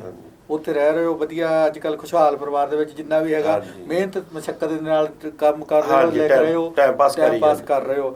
ਤੇ ਤੁਸੀਂ ਜਿਹੜੀ ਸ਼ੁਰੂਆਤੀ ਜਦੋਂ ਕਵਿਤਾ ਲਿਖਦੇ ਸੀਗੇ, ਇੱਕ ਨਾਲ ਤੁਸੀਂ ਸਭਾ ਵੀ ਆਪਣੀ ਜਿਹੜੀ ਬਣਾਈ ਸੀਗੀ, ਸਾਹਿਤ ਤੇ ਸੰਗਮ, ਸਾਹਿਤ ਅਤੇ ਕਲਾ ਮੰਚ ਸਭਾ ਮੈਂ ਬਣਾਈ ਸੀਗੀ, ਉਹ ਕਾਫੀ ਸਾਲ ਉਹ ਚੱਲੀ, ਤੇ ਬੜੀ ਉਹਦਾ ਜਿਹੜੇ ਪ੍ਰੋਗਰਾਮ ਵੀ ਬੜੀ ਤਰੀਕੇ ਦੇ ਨਾਲ ਤੁਹਾਡਾ ਜਿਹੜੀ ਇੱਕ ਵਿਉਂਤਬੰਦੀ ਨਾਲ ਕਰਦੇ ਹੁੰਦੇ ਸੀਗੇ, ਸਨਮਾਨ ਵੀ ਕੀਤੇ, ਸਨਮਾਨ ਵੀ ਕੀਤੇ, ਤਾਂ ਕਵੀ ਦਰਬਾਰ ਵੀ ਕਰਦੇ ਰਹੇ। ਕਿਹੋ ਜਿਹਾ ਤਜਰਬਾ ਰਿਹਾ ਉਹ ਸਾਹਿਤ ਸਭਾ ਦਾ? ਸਾਹਿਤ ਸਭਾ ਦਾ ਤਜਰਬਾ ਵੀ ਬਹੁਤ ਵਧੀਆ ਰਿਹਾ। ਜੇ ਮੈਂ ਸੋਚਾਂ ਵੀ ਮੈਂ ਜਿਹੜੇ ਵੱਡੇ ਸ਼ਾਇਰਾਂ ਨੂੰ, ਵੱਡੀਆਂ ਹਸਤੀਆਂ ਨੂੰ, ਮੇਰਾ ਜਿਹੜਾ ਜਿਨ੍ਹਾਂ ਨੂੰ ਮੈਂ ਸੱਦਾ ਦਿੰਦਾ ਰਿਹਾ, ਸਾਰੇ ਆਉਂਦੇ ਰਹੇ, ਉੱਥੇ ਮੇਲ ਮਿਲਾਪ ਹੋਣਾ, ਬਹੁਤ ਵਧੀਆ ਲੱਗਣਾ ਮੈਨੂੰ। ਬਹੁਤ ਭਰਵੀਂ ਸਭਾ ਹੁੰਦੀ ਸੀਗੀ। ਮੈਂ ਘੱਟੋ ਘੱਟ 10 ਸਾਲ ਹੋ ਗਏ ਉਹ ਸਭਾ ਨੂੰ ਚਲਾਉਣਾ। ਹੁਣ ਮੇਰੇ ਕੋਲ ਥੋੜਾ ਜਿਹਾ ਰੁਝੇਵੇਂ ਹੋਣ ਕਾਰਨ ਥੋੜੇ ਪ੍ਰੋਗਰਾਮ ਨਹੀਂ ਹੋਏ ਮੇਰੇ ਕੋਲੋਂ, ਮੈਂ ਜਲਦੀ ਫੇਰ ਉਹਨਾਂ ਨੂੰ ਆਰੰਭ ਕਰੂੰਗਾ, ਕਿਉਂਕਿ ਜਿਹੜੀਆਂ ਚੰਗੀਆਂ ਸਭਾਵਾਂ ਦੀ ਲੋੜ ਆ। ਅੱਜ ਕੱਲ ਜਿਹੜੀਆਂ ਦੀਆਂ ਸਭਾਵਾਂ ਚੱਲਦੀਆਂ ਬਹੁਤੀਆਂ ਤਾਂ ਉਹ ਤਾਂ ਲਿਗ ਪੋਲਿੰਗ ਵਾਲੇ ਹਾਲ ਆ, ਉਹਨਾਂ ਦੇ ਲੱਤਾਂ ਖਿੱਚੀ ਗੱਜਦੇ ਇੱਕ ਦੂਏ ਦੇ ਕਰਦੇ ਆ, ਇੱਕ ਦੂਏ ਦੀਆਂ, ਤੇ ਉਹ ਰਾਜਨੀਤੀ ਉਹਨਾਂ ਵਿੱਚ ਜ਼ਿਆਦੀ ਆ, ਸਾਹਿਤ ਦੀ ਗੱਲ ਘੱਟ ਹੁੰਦੀ ਆ। ਤੇ ਇਸ ਤਰ੍ਹਾਂ ਹੀ ਤੁਸੀਂ ਜਲਦੀ ਤੋਂ ਜਲਦੀ ਉਮੀਦ ਕਰਦੇ ਆ ਕਿ ਉਹ ਸਭਾ ਵੀ ਜਲਦ ਸ਼ੁਰੂ ਕਰਾਂਗੇ। ਤੇ ਇੱਕ ਆਪਾਂ ਜਿਹੜੀ ਹੁਣ ਤੁਹਾਡੀ ਆਈ ਆ ਕਿਤਾਬ ਨਵੀਂ ਆਈ ਆ, ਉਹਦੇ ਵਿੱਚ ਆਪਾਂ ਦਰਸ਼ਕਾਂ ਨਾਲ ਇੱਕ ਤੁਹਾਡੀ ਕਵਿਤਾ ਸਾਂਝੀ ਕਰਦੇ ਆ, ਤੇ ਫਿਰ ਆਪਾਂ ਗੱਲਬਾਤ ਨਾਲ ਨਾਲ ਚੱਲਦੀ ਰਵਾਂਗੇ ਇਸ ਤਰ੍ਹਾਂ ਹੀ। ਇਹ ਮੇਰੀ ਨਵੀਂ ਕਿਤਾਬ ਜਿਹੜੀ ਤੁਹਾਡੇ ਮੁਤਾਬਕ ਇਹ ਹੁਣੇ ਛਪੀ ਸੀਗੀ, ਇਹਨੂੰ ਥੋੜਾ ਟਾਈਮ ਹੋਇਆ ਛਪੀ ਨੂੰ। ਇਹਨੂੰ 20 ਦੇ ਵਿੱਚ ਛਪੀ ਹੈ ਜੀ। ਤੇ ਇਸ ਤਰ੍ਹਾਂ ਮਨਜੀਤ ਜੀ ਕਵਿਤਾ ਆਪਾਂ ਤੁਹਾਡੇ ਕੋਲ ਬਾਅਦ ਚ ਸੁਣਦੇ ਆ। ਇੱਕ ਛੋਟੇ ਜਿਹੇ ਬ੍ਰੇਕ ਦਾ ਟਾਈਮ ਹੋ ਗਿਆ, ਗੱਲਾਂ ਬਾਤਾਂ ਵੀ ਚੱਲਦੀਆਂ ਰਹੀਆਂ। ਦਰਸ਼ਕੋ, ਆਪਾਂ ਬ੍ਰੇਕ ਤੋਂ ਬਾਅਦ ਹੀ ਮਿਲਦੇ ਹਾਂ। ਤੁਸੀਂ ਕਿਤੇ ਨਹੀਂ ਜਾਣਾ, ਅਸੀਂ ਗਏ ਤੇ ਆਏ।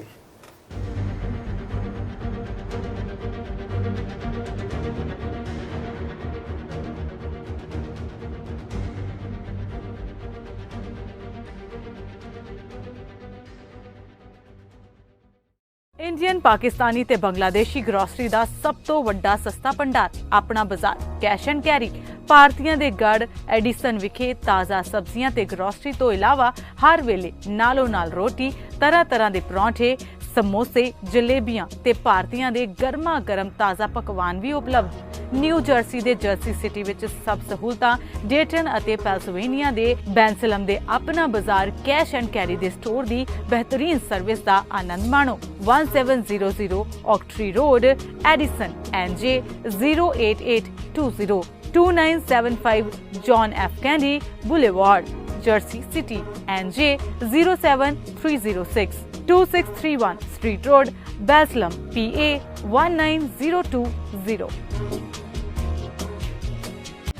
ਜੇ ਤੁਸੀਂ ਐਲਰਜੀ, ਐਸਥਮਾ, ਗੈਸਟ੍ਰਿਕ, ਹਾਰਟਬਰਨ, ਗਾਲ stone, kidney stone, diabetes, blood pressure, arthritis ਅਤੇ ਗੁਪਤ ਰੋਗਾਂ ਦਾ ਇਲਾਜ ਕਰਵਾ ਕੇ ਥੱਕ ਚੁੱਕੇ ਹੋ ਤੇ ਕਾਲ ਕਰੋ homeopathic consultant doctor Gurdeep Sandhu ਨੂੰ, ਜਿਨ੍ਹਾਂ ਦਾ 1973 ਤੋਂ ਮੈਡੀਕਲ ਕਾਲਜਾਂ ਵਿੱਚ ਪੜ੍ਹਾਉਣ ਦਾ ਪ੍ਰਿੰਸੀਪਲ, ਪ੍ਰੋਫੈਸਰ ਤੇ ਚੀਫ ਮੈਡੀਕਲ ਆਫੀਸਰ ਦੇ ਤੌਰ ਤੇ ਹੋਮਿਓਪੈਥਿਕ ਪ੍ਰੈਕਟਿਸ ਦਾ ਤਜਰਬਾ ਹੈ। ਕਿਸੇ ਵੀ ਬਿਮਾਰੀ ਜਾਂ ਕਿਸੇ ਵੀ ਉਮਰ ਵਿੱਚ ਇਲਾਜ ਕਰਵਾਉਂਦੇ ਜੇ ਥੱਕ ਗਏ ਹੋ ਤਾਂ ਹੋਮਿਓਪੈਥਿਕ ਦੇ ਸਿਧਾਂਤਕ ਇਲਾਜ ਲਈ ਡਾਕਟਰ ਗੁਰਦੀਪ ਸੰਧੂ ਨੂੰ ਸਕਰੀਨ ਤੇ ਦਿੱਤੇ ਨੰਬਰਾਂ ਤੇ ਸੰਪਰਕ ਕਰੋ।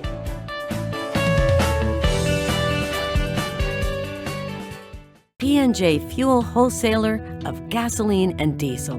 We offer retail and wholesale, branded and unbranded fuel, serving New Jersey, New York, Pennsylvania, and Texas. Our services include station rebranding for many major gasoline brands at the most competitive prices. Our portfolio includes Exxon, Mobil, Shell, BP, and many more. To grow your business with us, please call 908-720-3032. P&J Fuel, fuel to take you further.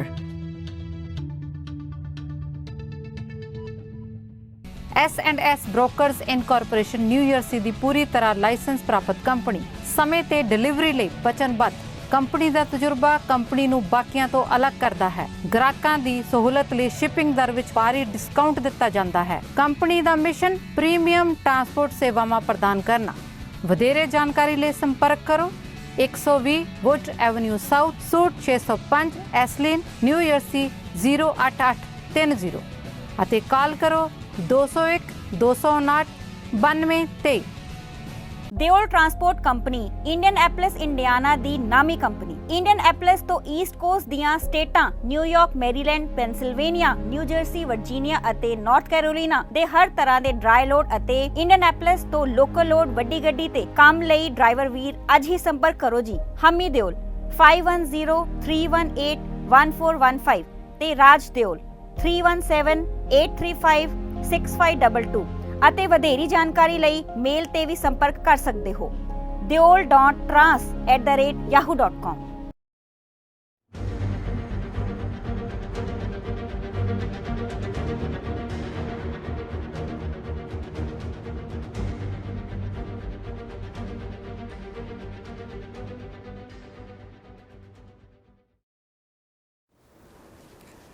ਦਰਸ਼ਕੋ, programme ਖਾਸ ਮੁਲਾਕਾਤ ਵਿੱਚ ਇੱਕ ਵਾਰੀ ਫਿਰ ਤੋਂ ਸਵਾਗਤ। Programme ਚੱਲ ਰਿਹਾ ਹੈ, ਜਿਸ ਤਰ੍ਹਾਂ ਤੁਹਾਨੂੰ ਪਤਾ ਹੀ ਹੈ ਕਿ ਖਾਸ ਮੁਲਾਕਾਤ ਤੇ ਅਸੀਂ ਸਾਡੇ ਨਾਲ ਅੱਜ ਮਹਿਮਾਨ ਨੇ ਮਨਜੀਤ ਸੋਲ ਜੀ। ਮਨਜੀਤ ਜੀ, ਗੱਲ ਚੱਲ ਰਹੀ ਸੀ ਆਪਣੀ ਤੁਹਾਡੀ ਕਵਿਤਾ ਦੀ ਵਿਸ਼ਾ ਦੀ ਜਿਹੜੀ ਸੀਗੀ, ਜਿਹੜੀ ਉਹਦੇ ਵਿੱਚ ਜਿਹੜੀ ਆਪਾਂ ਕਵਿਤਾ ਸੁਣਨੀ ਸੀਗੀ ਤੁਹਾਡੀ, ਤੇ ਜਿਹੜੀ ਨਵੀਂ ਕਿਤਾਬ ਆਈ ਅੱਜ ਕੱਲ੍ਹ ਜਿਹੜੇ ਤੁਸੀਂ ਕਿਰਤੀਆਂ ਦੇ ਨਾਲ ਜਿਹੜੀ ਸੰਬੰਧਿਤ ਬਹੁਤੇ ਵਿਸ਼ੇ ਇਹਦੇ ਆ ਇਹ ਤੁਹਾਡੇ, ਤੇ ਪਰ ਉਸ ਕਿਤਾਬ ਦੇ ਵਿੱਚ ਇੱਕ ਤੁਹਾਡਾ ਵੱਖਰਾ ਵਿਸ਼ਾ ਆਇਆ ਵਾਤਾਵਰਨ ਦੇ ਨਾਲ। ਹਾਂਜੀ, ਕੰਡਿਆਲੀ ਥੋੜ ਜਿਹਾ ਮਨੁੱਖ। ਹਾਂਜੀ, ਉਹ ਨਾਂ ਤੋਂ ਹੀ ਤਾਂ ਲੱਗਦਾ ਕਿ ਬੰਦਾ ਇੱਕ ਜਿਹੜਾ ਇਨਸਾਨ ਆ ਉਹ ਵੱਖਰਾ ਜਿਹਾ ਬਣ ਚੁੱਕਾ, ਕੰਡਿਆਲਾ ਜਿਹਾ ਬਣ ਚੁੱਕਾ, ਉਹਨੂੰ ਸੋਚ ਤੋਂ ਸੋਝੀ ਤੋਂ ਵੱਖਰਾ ਜਿਹਾ। ਆਪਾਂ ਦਰਸ਼ਕਾਂ ਨੂੰ ਕਿਉਂ ਨਾ ਉਹੀ ਜਿਹੜੀ ਕਵਿਤਾ ਤੁਹਾਡੀ ਸਾਂਝੀ ਕਰਦੇ ਆ, ਜਿਹੜੀ ਜੀ ਆਪਾਂ ਸਾਂਝੀ ਕਰਦੇ ਉਹ ਕਵਿਤਾ ਜੀ। ਜਸਵਿੰਦਰ ਜੀ, ਇਹ ਕਵਿਤਾ ਕੰਡਿਆਲੀ ਥੋੜ ਜਿਹਾ ਮਨੁੱਖ ਮੈਂ ਤੁਹਾਡੇ ਸਨਮੁਖ ਰੱਖ ਰਿਹਾ ਜੀ। ਜੀ, ਮੈਂ ਖੁੱਲੇ ਇਸ ਅੰਬਰ ਥੱਲੇ ਕੰਡਿਆਲੀ ਥੋੜ ਬਣ ਕੇ ਉੱਗਿਆ ਮਨੁੱਖ ਹਾਂ। ਮੈਂ ਮਾਂ ਧਰਤੀ ਲਈ ਰੋਜ਼ ਹੀ ਪਣਪਦਾ ਦੁੱਖ ਹਾਂ। ਮੈਂ ਕਾਤਲ ਹਾਂ ਧਰਤੀ ਤੇ ਵਿਚਰਦੇ ਜੀਵਾਂ ਦਾ। ਮੈਂ ਕਾਤਲ ਹਾਂ ਧਰਤੀ ਤੇ ਵਿਚਰਦੇ ਜੀਵਾਂ ਦਾ ਜੀ। ਮੈਂ ਧਰਤੀ ਦੀ ਹਿੱਕ ਅੰਦਰ ਉਤਰਿਆ ਜ਼ਹਿਰ ਹਾਂ ਜੀ। ਮੈਂ ਕਾਰਖਾਨਿਆਂ ਦੀਆਂ ਲੂੰਬੀਆਂ ਚੋਂ ਉੱਡਦਾ ਕਹਿਰ ਹਾਂ। ਮੈਂ ਜੰਮਦੇ ਬੱਚਿਆਂ ਦੀ ਸਾਹ ਰਗ ਤੇ ਜੀ ਬਹਿ ਗਿਆ ਹਾਂ ਐਟਮੀ ਬੰਬ ਲੈ। ਕਿਆ ਬਾਤ ਹੈ ਜੀ ਸੋਲ ਸਾਹਿਬ, ਕਿਆ ਬਾਤ ਹੈ, ਬਹੁਤ ਵਧੀਆ ਜੀ। ਮੈਂ ਜੰਮਦੇ ਬੱਚਿਆਂ ਦੀ ਸਾਹ ਰਗ ਤੇ ਬਹਿ ਗਿਆ ਹਾਂ ਐਟਮੀ ਬੰਬ ਲੈ ਕੇ। ਮੈਂ ਇਸ ਅਨਮੋਲ ਕੁਦਰਤ ਤੋਂ ਨਿਤ ਹੀ ਲੈਂਦਾ ਵੈਰ ਹਾਂ ਜੀ। ਮੈਂ ਆਪਣੇ ਸੁੱਖ ਲਈ ਜੰਗਲ ਤਬਾਹ ਕੀਤੇ ਨੇ। ਮੈਂ ਆਪਣੇ ਸੁੱਖ ਲਈ ਜੰਗਲ ਤਬਾਹ ਕੀਤੇ ਨੇ। ਮੈਂ ਲਾਚਾਰ ਜਾਨਵਰਾਂ ਦੀ ਲੋਥ ਤੇ ਉਸਰਦਾ ਸ਼ਹਿਰ। ਕੀ ਬਾਤ ਹੈ ਜੀ, ਕੀ ਬਾਤ ਹੈ, ਬਹੁਤ ਅੱਛੇ ਜੀ ਜੀ। ਮੈਂ ਲਾਚਾਰ ਜਾਨਵਰਾਂ ਦੀ ਲੋਥ ਤੇ ਉਸਰਦਾ ਸ਼ਹਿਰ ਹਾਂ ਜੀ। ਮੈਂ ਦਰਿਆਵਾਂ ਵਿੱਚ ਘੁਲੀ ਹੋਈ ਗੰਦਗੀ ਹਾਂ। ਮੈਂ ਦਰਿਆਵਾਂ ਵਿੱਚ ਘੁਲੀ ਹੋਈ ਗੰਦਗੀ ਹਾਂ। ਜਾਂ ਆਉਣ ਵਾਲੀ ਪੀੜ੍ਹੀ ਦੀ ਬਲੀ ਮੰਗਦੀ ਨਹਿਰ ਹਾਂ ਜੀ। ਆ ਕੀ ਬਾਤ ਹੈ। ਜਾਂ ਆਉਣ ਵਾਲੀ ਪੀੜ੍ਹੀ ਦੀ ਬਲੀ ਮੰਗਦੀ ਨਹਿਰ ਹਾਂ ਜੀ। ਮੈਂ ਭਵਿੱਖ ਦੀ ਗਰਦਨ ਨੂੰ ਲਿਪਟਿਆ ਹੋਇਆ ਜ਼ਹਿਰੀਲਾ ਸੱਪ ਹਾਂ। ਮੈਂ ਭਵਿੱਖ ਦੀ ਗਰਦਨ ਨੂੰ ਲਿਪਟਿਆ ਹੋਇਆ ਜ਼ਹਿਰੀਲਾ ਸੱਪ ਹਾਂ ਜੀ। ਜਾਂ ਝੂਠੇ ਅਗਾਂਹ ਵਧੂਆਂ ਦੇ ਮੂੰਹੋਂ ਨਿਕਲੀ ਗੱਪ ਹਾਂ। ਬਹੁਤ ਵਧੀਆ। ਜਾਂ ਝੂਠੇ ਅਗਾਂਹ ਵਧੂਆਂ ਦੇ ਮੂੰਹੋਂ ਨਿਕਲੀ ਗੱਪ ਹਾਂ ਜੀ। ਮੈਨੂੰ ਲੱਗਦਾ ਮੈਂ ਕਿਸੇ ਬਦਲਾ ਖੋਰ ਸ਼ਰੀਕ ਦੀ ਚੁੱਕ ਹਾਂ। ਮੈਨੂੰ ਲੱਗਦਾ ਮੈਂ ਕਿਸੇ ਬਦਲਾ ਖੋਰ ਸ਼ਰੀਕ ਦੀ ਚੁੱਕ ਹਾਂ ਜੀ। ਮੈਂ ਪੰਛੀਆਂ ਦੇ ਖੰਭ ਨੋਚ ਸੁੱਟਾਂਗਾ। ਮੈਂ ਪੰਛੀਆਂ ਦੇ ਖੰਭ ਨੋਚ ਸੁੱਟਾਂਗਾ ਜੀ। ਆਲਣੇ ਖਿਲਾਰ ਦਿਆਂਗਾ। ਮੈਂ ਖੁੱਲੇ ਸੰਬਰ ਥੱਲੇ ਕੰਡਿਆਲੀ ਥੋਰ ਬਣ ਕੇ ਉੱਗਿਆ ਮਨੁੱਖ ਹਾਂ ਜੀ। ਮੈਂ ਅੰਮਾ ਧਰਤੀ ਲਈ ਰੋਜ਼ ਹੀ ਪਣਪਦਾ ਦੁੱਖ ਹਾਂ ਜੀ। ਮੈਂ ਖੁੱਲੇ ਸੰਬਰ ਥੱਲੇ ਕੰਡਿਆਲੀ ਥੋਰ ਬਣ ਕੇ ਉੱਗਿਆ ਮਨੁੱਖ ਹਾਂ। ਬਹੁਤ ਵਧੀਆ। ਕੰਡਿਆਲੀ ਥੋੜ ਜਿਹਾ ਮਨੁੱਖ ਜਿਹੜੀ ਆ ਇੱਕ ਹਰੇਕ ਬੰਦੇ ਲਈ ਇੱਥੇ ਕਹਿ ਲਓ ਕਿ ਦੁਨੀਆ ਹਿੰਦੁਸਤਾਨ ਦੇ ਨਹੀਂ, ਪੰਜਾਬ ਦੇ ਨਹੀਂ, ਹਰੇਕ ਦੁਨੀਆ ਦੇ ਇੱਕ ਬੰਦੇ ਲਈ ਹਲਫਨਾਮਾ ਆ ਇਹ ਕਵਿਤਾ ਜੋ ਉਹ ਕਰ ਰਿਹਾ, ਜੋ ਉਹਦੀ ਇਹ ਜਿਹੜੀ ਆ ਉਹਦੀ ਸਵੈ ਕਥਨ ਆ ਉਹ ਜਿਹੜੀ ਆ ਲਿਖੀ ਆ। ਕਿਉਂਕਿ ਹਰ ਬੰਦਾ ਆਪਣੀ ਆਪਣੀ ਸੋਚ ਰਿਹਾ, ਦੂਸਰੇ ਦੀ ਨਹੀਂ, ਕਿਸੇ ਨਾ ਕਿਸੇ ਤਰੀਕੇ ਨਾਲ ਦੂਸਰੇ ਨੂੰ ਜ਼ਹਿਰ ਪਰ ਦੇ ਰਿਹਾ ਆ, ਉਹਦੀ ਪੈਦਾ ਕਰ ਰਿਹਾ ਆ ਕਿਸੇ ਨਾ ਤਰੀਕੇ ਨਾਲ। ਵਾਤਾਵਰਨ ਦਾ ਬਹੁਤ ਬੁਰਾ ਹਾਲ ਹੈ, ਨੁਕਸਾਨ ਕਰ ਰਿਹਾ। ਉਹ ਪੈਸੇ ਦੀ ਦੌੜ ਆ, ਪੈਸੇ ਕਮਾਉਣ ਦੇ ਲਈ ਆਪ ਤੋਂ ਜੇਬ ਭਰ ਰਿਹਾ, ਪਰ ਉਹ ਆਪਣੇ ਬੱਚਿਆਂ ਨੂੰ ਖੁਦ ਨੂੰ ਕਿਸੇ ਦੀ ਅਸੀਂ ਗੱਲ ਕਰੀਏ ਬੱਚਿਆਂ ਲਈ ਵੀ ਉਹ ਜ਼ਹਿਰ ਜਿਹੜੀ ਉਹ ਦਿਨੋਂ ਦਿਨ ਪੈਦਾ ਕਰ ਰਿਹਾ ਤੇ ਜਿਹੜੇ ਆਉਣ ਵਾਲੇ ਸਮੇਂ ਲਈ ਬਹੁਤ ਔਖਾ ਆ। ਜੇ ਤਾਂ ਸੰਜੀਦਾ ਵਿਸ਼ਾ ਹੈ। ਸਹੀ ਕਿਹਾ ਜੀ ਤੁਸੀਂ, ਸਹੀ ਕਿਹਾ ਜੀ, ਬਹੁਤ ਵਧੀਆ। ਤੇ ਆਪਾਂ ਗੱਲ ਤੁਹਾਡੇ ਹੁਣ ਜਿਹੜੀ ਆ ਕਵਿਤਾ ਇੰਨੇ ਚਿਰ ਹੋ ਗਿਆ ਲਿਖਦੇ ਤੇ ਮਾਨਾਂ ਸਨਮਾਨਾਂ ਦੀ ਵੀ ਗੱਲ ਕਰਦੇ ਆ, ਕਿੰਨੇ ਕੁ ਹੁਣ ਤੱਕ ਮਾਨ ਸਨਮਾਨ ਮਿਲੇ ਤੁਹਾਨੂੰ? ਮੈਨੂੰ ਮਾਨ ਸਨਮਾਨ ਕਾਫੀ ਮਿਲੇ ਆ ਜੀ। ਮੈਨੂੰ ਜਿੱਦਾਂ ਕੌਮਾਰ ਇਮਤਿਆਜ਼ ਯਾਦਗਾਰੀ ਅਵਾਰਡ ਕਪੂਰਥਲਾ ਦੀ ਸਭਾ ਵੱਲੋਂ ਦਿੱਤਾ ਗਿਆ ਸੀ ਜੀ। ਫਿਰ ਮੈਨੂੰ ਫਗਵਾੜਾ ਦੀ ਇੱਕ ਸਹਿਤ ਸਭਾ ਉਹਨਾਂ ਨੇ ਵੀ ਮੈਨੂੰ ਸਨਮਾਨਿਤ ਕੀਤਾ ਸੀ ਜੀ। ਮੈਨੂੰ ਸੰਗਰੂਰ ਤੋਂ ਸਭਾ ਉਹਨਾਂ ਮੈਨੂੰ ਹੁਣ ਥੋੜਾ ਜਿਹਾ ਵਿਸਰ ਗਿਆ ਉਹ ਸਭਾ ਦਾ ਨਾਂ ਜੀ, ਉਹਨਾਂ ਨੇ ਵੀ ਕੀਤਾ ਸੀਗਾ। ਫਿਰ ਮੈਨੂੰ ਸਰਕਾਰੀ ਕਾਲਜ ਜੰਡਿਆਲਾ ਵਿੱਚ ਪ੍ਰਿੰਸੀਪਲ ਸਾਹਿਬ ਉਹਨਾਂ ਨੇ ਬੁਲਾ ਕੇ ਮੇਰਾ ਰੂਬਰੂ ਕਰਵਾਇਆ। ਫਿਰ ਮੇਰਾ ਉਹਨਾਂ ਨੇ ਵਿਸ਼ੇਸ਼ ਤੌਰ ਤੇ ਸਨਮਾਨ ਵੀ ਕੀਤਾ ਜੀ। ਤੇ ਹੋਰ ਵੀ ਬਹੁਤ ਸਾਰੀਆਂ ਸਭਾਵਾਂ ਵੱਲੋਂ ਮੈਨੂੰ ਉਹਨਾਂ ਨੇ ਸਨਮਾਨ ਕੀਤਾ। ਮੈਂ ਉਹਨਾਂ ਸਾਰਿਆਂ ਦਾ ਸ਼ੁਕਰੀਆ ਅਦਾ ਕਰਨਾ ਚਾਹੁੰਦਾ ਜੀ। ਜਾਣੀ ਕਿ ਤੁਹਾਨੂੰ ਜਿਹੜੀ ਇਹ ਕਵਿਤਾ ਦੇ ਬਦਲੇ ਜਿਹੜਾ ਤੁਹਾਨੂੰ ਮਾਨ ਸਨਮਾਨ ਜਿਹੜੇ ਕਾਫੀ ਅੱਜ ਤੱਕ ਮਿਲੇ ਆ, ਜਿਹੜੇ ਆ ਸੁਭਾਵਾਂ ਵੱਲੋਂ ਜਾਂ ਸਾਹਿਤ ਸੰਸਥਾਵਾਂ ਵੱਲੋਂ ਜਾਂ ਹੋਰ ਸਮਾਜਿਕ ਸੰਸਥਾਵਾਂ ਵੱਲੋਂ ਉਹ ਤੁਹਾਡਾ ਮਾਨ ਸਨਮਾਨ ਮਿਲੇ ਹੋਏ ਆ। ਜਦੋਂ ਤੁਸੀਂ ਕਵਿਤਾ ਜਿਹੜੇ ਕਾਲਜ ਦੇ ਵਿੱਚ ਦੀ ਗੱਲ ਕੀਤੀ, ਕਾਲਜ ਦੇ ਵਿੱਚ ਪੜ੍ਹੀ ਹੋਗੀ ਕਵਿਤਾ ਜਾਂ ਰੂਬਰੂ ਕਰਾਇਆ, ਉੱਥੇ ਨੌਜਵਾਨ ਬੈਠੇ ਹੋਗੇ ਮੁੰਡੇ ਕੁੜੀਆਂ, ਉਹਦਾ ਜਿਹੜੀ ਕਵਿਤਾ ਜਿਹੜੀ ਸਟੇਜ ਤੇ ਅਸੀਂ ਬੋਲਦੇ ਜਦੋਂ ਲਾਈਵ ਆ ਸਮਝ ਲਓ ਹੋ ਜਾਂਦਾ, ਉਹਦਾ ਤੁਰੰਤ ਹੀ ਸਾਨੂੰ ਆਪਣਾ ਮਿਲ ਜਾਂਦਾ, ਉਹਦਾ ਰਿਸਪੌਂਸ ਆ ਜਾਂਦਾ ਵੀ ਕਿਹੋ ਜਿਹਾ ਉੱਥੇ ਰਿਸਪੌਂਸ। ਮੈਂ ਇਹ ਦੱਸਾਂ ਵੀ ਮੈਂ ਖੁਸ਼ੀ, ਮੈਂ ਮਾਣ ਮਹਿਸੂਸ ਕਰਦਾ ਵੀ ਮੈਂ ਉਹਨਾਂ ਸਟੂਡੈਂਟਾਂ ਦੇ ਵਿੱਚੋਂ ਜਾਂ ਵਿਦਿਆਰਥੀ ਸੀਗੇ ਜਿਹੜੇ ਵੀ ਸੁਣ ਰਹੇ ਸੀਗੇ, ਉਹਨਾਂ ਦੇ ਵਿੱਚੋਂ ਕੋਈ ਵੀ ਉੱਠ ਕੇ ਬਾਹਰ ਨਹੀਂ ਗਿਆ ਜੀ। ਤੇ ਕੋਈ ਸਵਾਲ ਵੀ ਕਰਨ ਵਾਲਾ ਹੋਊਗਾ, ਤੁਸੀਂ ਤੇ ਇਸ ਤਰ੍ਹਾਂ ਕਵਿਤਾ ਵੀ ਕਹਿ ਰਹੇ ਹੋ ਜਾਂ ਆਹ ਕਹਿ ਰਹੇ ਹੋ, ਇਸ ਤਰ੍ਹਾਂ ਦੇ ਸਵਾਲ ਜਵਾਬ ਵੀ ਪੁੱਛ ਰਹੇ ਹੋ? ਹੁਣ ਗੱਲ ਥੋੜੇ ਜ਼ਿਆਦਾ ਸਮੇਂ ਦੀ ਹੋ ਗਈ ਆ, ਇਸ ਕਰਕੇ ਮੈਂ ਬਹੁਤ ਜ਼ਿਆਦੀਆਂ ਗੱਲਾਂ ਮੈਨੂੰ ਥੋੜੀ ਜਿਹੀਆਂ ਯਾਦ ਨਹੀਂ ਹੈ, ਪਰ ਉਹ ਅਹਿਸਾਸ, ਉਹ ਜਿਹੜਾ ਪ੍ਰਭਾਵ ਮੇਰੇ ਤੇ ਹਜੇ ਵੀ ਆ ਵੀ ਮਤਲਬ ਮੈਨੂੰ ਉਹਨਾਂ ਨੇ ਇੰਨੀ ਇੱਜ਼ਤ ਦਿੱਤੀ, ਇੰਨਾ ਮਾਣ ਦਿੱਤਾ, ਮੈਂ ਖੁਸ਼ ਹੋ ਕੇ ਆਇਆ ਘਰੇ। ਤੇ ਮੈਨੂੰ ਇੱਥੋਂ ਤੱਕ ਕਿ ਵੀ ਪ੍ਰਿੰਸੀਪਲ ਸਾਹਿਬ ਨੇ ਘਰੇ ਉਹਨੂੰ ਆਪ ਛੱਡਿਆ ਜੀ। ਕਿਆ ਬਾਤ ਹੈ, ਕਿਉਂਕਿ ਉਹ ਜਿਹੜਾ ਨੌਜਵਾਨ ਪੀੜ੍ਹੀ ਨੂੰ ਆਪਣੇ ਨਾਲ ਜੋੜਨਾ, ਜਿਹੜੀ ਕਵਿਤਾ ਦੇ ਨਾਲ ਜੋੜਨਾ, ਜਿਹੜਾ ਬਹੁਤ ਵੱਡੀ ਆ ਸਾਡੀ ਸਮੇਂ ਦੀ ਸਮਝ ਲਓ ਮੰਗ ਵੀ ਹੈਗੀ ਆ, ਜਿਹੜੀ ਲਾਈਵ ਹੋ ਕੇ ਕਾਲਜਾਂ ਦੇ ਵਿੱਚ ਜਾਂ ਕਿਸੇ ਵੀ ਇਕੱਠ ਨੂੰ, ਨੌਜਵਾਨਾਂ ਦੇ ਇਕੱਠ ਨੂੰ ਸੰਬੋਧਨ ਕਰਨਾ, ਤੇ ਉਹ ਪ੍ਰਾਪਤੀ ਵੀ ਆ ਜਿਹੜੀ ਆ ਉਹਨਾਂ ਨੂੰ ਜਿਹੜੇ ਤੁਹਾਨੂੰ ਸੁਣ ਰਹੇ ਆ। ਤੇ ਤੁਸੀਂ ਅੱਜ ਤੱਕ ਜਿਹੜੀ ਲਿਖੀ ਆ, ਜਿਹੜੀ ਬਣ ਗਈ ਖੁੱਲੀ ਕਵਿਤਾ ਲਿਖੀ, ਖੁੱਲੀ ਕਵਿਤਾ, ਤੇ ਖੁੱਲੀ ਕਵਿਤਾ ਦੇ ਜਿੱਦਾਂ ਜੇ ਆਪਾਂ ਬਾਕੀ ਬਣ ਗਿਆ ਗੱਲ ਕਰ ਲਈਏ, ਜੇ ਗਜ਼ਲ ਦੀ ਵੀ ਗੱਲ ਕਰੀਏ, ਉਹਦਾ ਵੀ ਵਿਦਰੋਹ ਹੁੰਦਾ, ਜੇ ਛੋਟੀ ਕਹਾਣੀ ਆਈ ਉਹਦਾ ਵੀ ਵਿਦਰੋਹ ਹੋਇਆ, ਹੁਣ ਹਾਈਕੂ ਚੱਲ ਰਿਹਾ ਉਹਦਾ ਵੀ ਵਿਦਰੋਹ ਚੱਲ ਰਿਹਾ, ਕਿਤੇ ਨਾ ਕਿਤੇ ਜਿਹੜੇ ਵਿਰੋਧ ਵੱਡੀ ਕਹਾਣੀ ਸੀ, ਵੱਡੀ ਕਹਾਣੀ ਤੋਂ ਛੋਟੀ ਕਹਾਣੀ ਆਈ, ਮਿੰਨੀ ਕਹਾਣੀ ਬਾਅਦ ਚ ਆਈ, ਉਹਦਾ ਵੀ ਵਿਦਰੋਹ ਹੋਇਆ, ਤੇ ਖੁੱਲੀ ਕਵਿਤਾ ਦਾ ਵੀ ਰੱਜ ਕੇ ਵਿਦਰੋਹ ਹੋਇਆ। ਤੁਹਾਨੂੰ ਵੀ ਕਿਤੇ ਇਹੋ ਜਿਹੇ ਸਾਹਮਣਾ ਕਰਨਾ ਪਿਆ ਵਿਦਰੋਹ ਦਾ, ਵੀ ਜਿਹੜੀ ਯਾਰ ਤੂੰ ਖੁੱਲੀ ਕਵਿਤਾ ਲਿਖਦਾ, ਤੂੰ ਗਜ਼ਲ ਲਿਖਿਆ ਕਰ, ਇਹਨੂੰ ਕਹਾਣੀ ਲਿਖ ਲਿਆ ਕਰ। ਜ਼ਿਆਦਾਤਰ ਲੋਕੀ ਕਹਿੰਦੇ ਖੁੱਲੀ ਕਵਿਤਾ ਨਾਲ ਤਾਂ ਕਹਾਣੀ ਲਿਖ ਲਓ, ਪਰ ਉਹ ਉਹਨਾਂ ਨੂੰ ਵਿਚਾਰੇ ਨੂੰ ਇਹ ਨਹੀਂ ਪਤਾ ਖੁੱਲੀ ਕਵਿਤਾ ਤੇ ਕਹਾਣੀ ਵਿੱਚ ਅੰਤਰ ਹੈ, ਫਰਕ ਹੈ ਕਿ ਬਹੁਤ ਜ਼ਮੀਨ ਆਸਮਾਨ ਦਾ ਫਰਕ ਹੈ। ਤੇ ਗੱਲ ਆਪਾਂ ਫਿਰ ਉੱਥੇ ਹੀ ਆਉਂਦੀ ਆ, ਮੋੜ ਕੇ ਲਿਆਉਂਦੇ ਆ ਕਿ ਤੁਹਾਨੂੰ ਵੀ ਕੋਈ ਏਦਾਂ ਦਾ ਕੋਈ ਸਮਾਂ ਆਇਆ ਜਿਹੜਾ ਜੀ? ਮੈਂ ਤੁਹਾਨੂੰ ਦੱਸਦਾ ਵੀ ਮੈਨੂੰ ਉਸਤਾਦ ਸ਼ਾਇਰ ਹੋਏ ਆਪਣੇ ਨਰਿੰਦਰ ਮਾਨਵ ਜੀ, ਬਹੁਤ ਵੱਡੇ ਸ਼ਾਇਰ ਹੋਏ। ਫਿਰ ਆਪਣੇ ਸ਼ਾਇਰ ਆਪਣੇ ਹੈਗੇ ਆ ਅਮਰਜੀਤ ਸੰਧੂ ਜੀ, ਤੇ ਉਲਫਤ ਬਾਜਵਾ ਜੀ ਤਾਂ ਵਿਚਾਰੇ ਨਹੀਂ ਹੈਗੇ, ਤੇ ਪਰ ਉਹਨਾਂ ਦਾ ਤਾਂ ਮੇਰੀ ਕਿਤਾਬ ਦੇ ਉੱਤੇ ਮੁੱਖਬੰਦ ਹੀ ਲਿਖੀ ਆ, ਦੋਨਾਂ ਕਿਤਾਬਾਂ ਦੇ ਉੱਤੇ। ਬਿਲਕੁਲ ਜੀ, ਬਿਲਕੁਲ। ਉਹਨਾਂ ਨੇ ਮੈਂ ਕਈ ਵਾਰੀ ਗੱਲ ਡਿਸਕਸ ਹੋਈ ਆ, ਪਰ ਉਹਨਾਂ ਨੇ ਮੇਰੀ ਕਵਿਤਾ ਦਾ ਕਦੇ ਵਿਰੋਧ ਨਹੀਂ ਕੀਤਾ, ਕਿਸੇ ਨੇ ਵੀ ਨਹੀਂ ਕੀਤਾ ਜੀ। ਮੈਂ ਕਿਸੇ ਨੂੰ ਕਿਸੇ ਵੀ ਹਰ ਤਰ੍ਹਾਂ ਦਾ ਇਲਜ਼ਾਮ ਦੇ ਹੀ ਨਹੀਂ ਸਕਦਾ।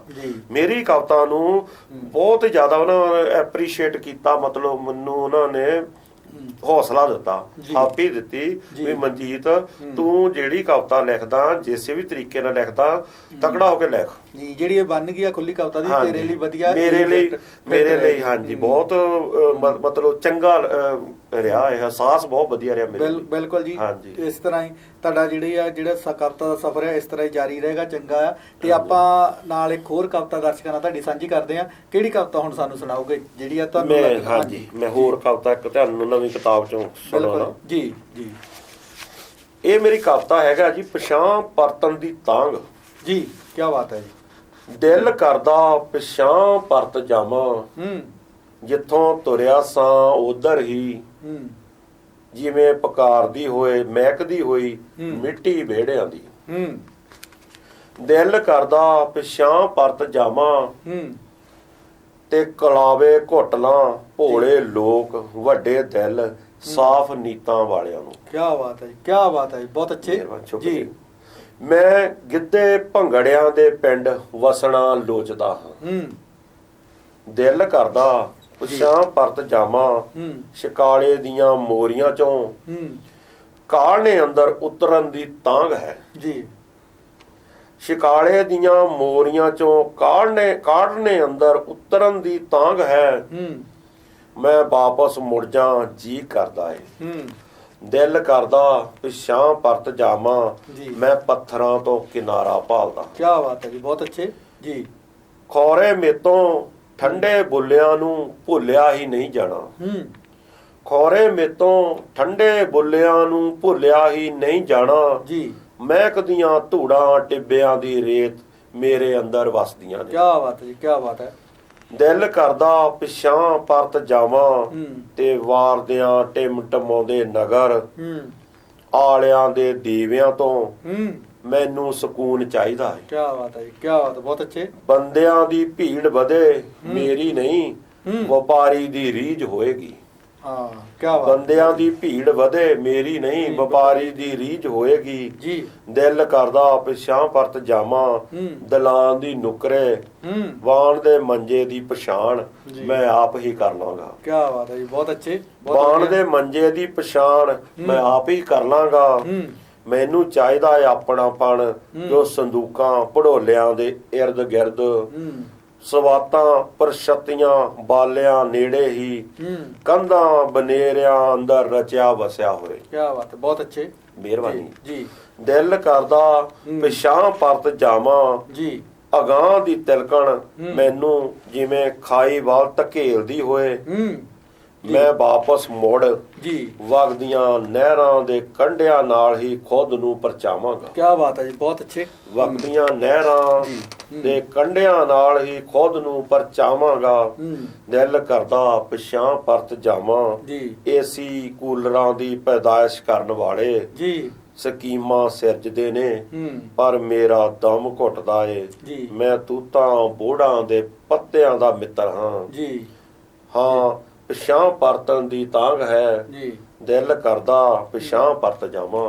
ਦਿਲ ਕਰਦਾ ਪਿਛਾਂ ਜਿਹੜੀ ਪਰਤ ਜਾਵਾਂ। ਕਵਿਤਾ ਸਮਝੋ ਗੋ ਬੈਕ ਟੂ ਜੰਗਲ, ਜਿੱਥੋਂ ਬੰਦਾ ਤੁਰਿਆ ਸੀ ਉੱਥੇ ਜਾਣ ਨੂੰ ਦਿਲ ਕਰਦਾ ਆ। ਕਿਉਂਕਿ ਅੱਜ ਦੀ ਜਿਹੜੀ ਚਮਕ ਦਮਕ ਆ, ਭੱਜ ਦੌੜਿਆ, ਜਿਹੜੀ ਆ ਆਪਣਾ ਪਦਾਰਥਵਾਦ ਹਾਵੀ ਹੋਇਆ ਆ ਤੇ ਜਿਹੜਾ ਮਨ ਆ, ਜਿਹੜਾ ਤੁਹਾਡਾ ਕਵੀ ਮਨ ਆ, ਉਹ ਵਿਆਕੁਲ ਆ।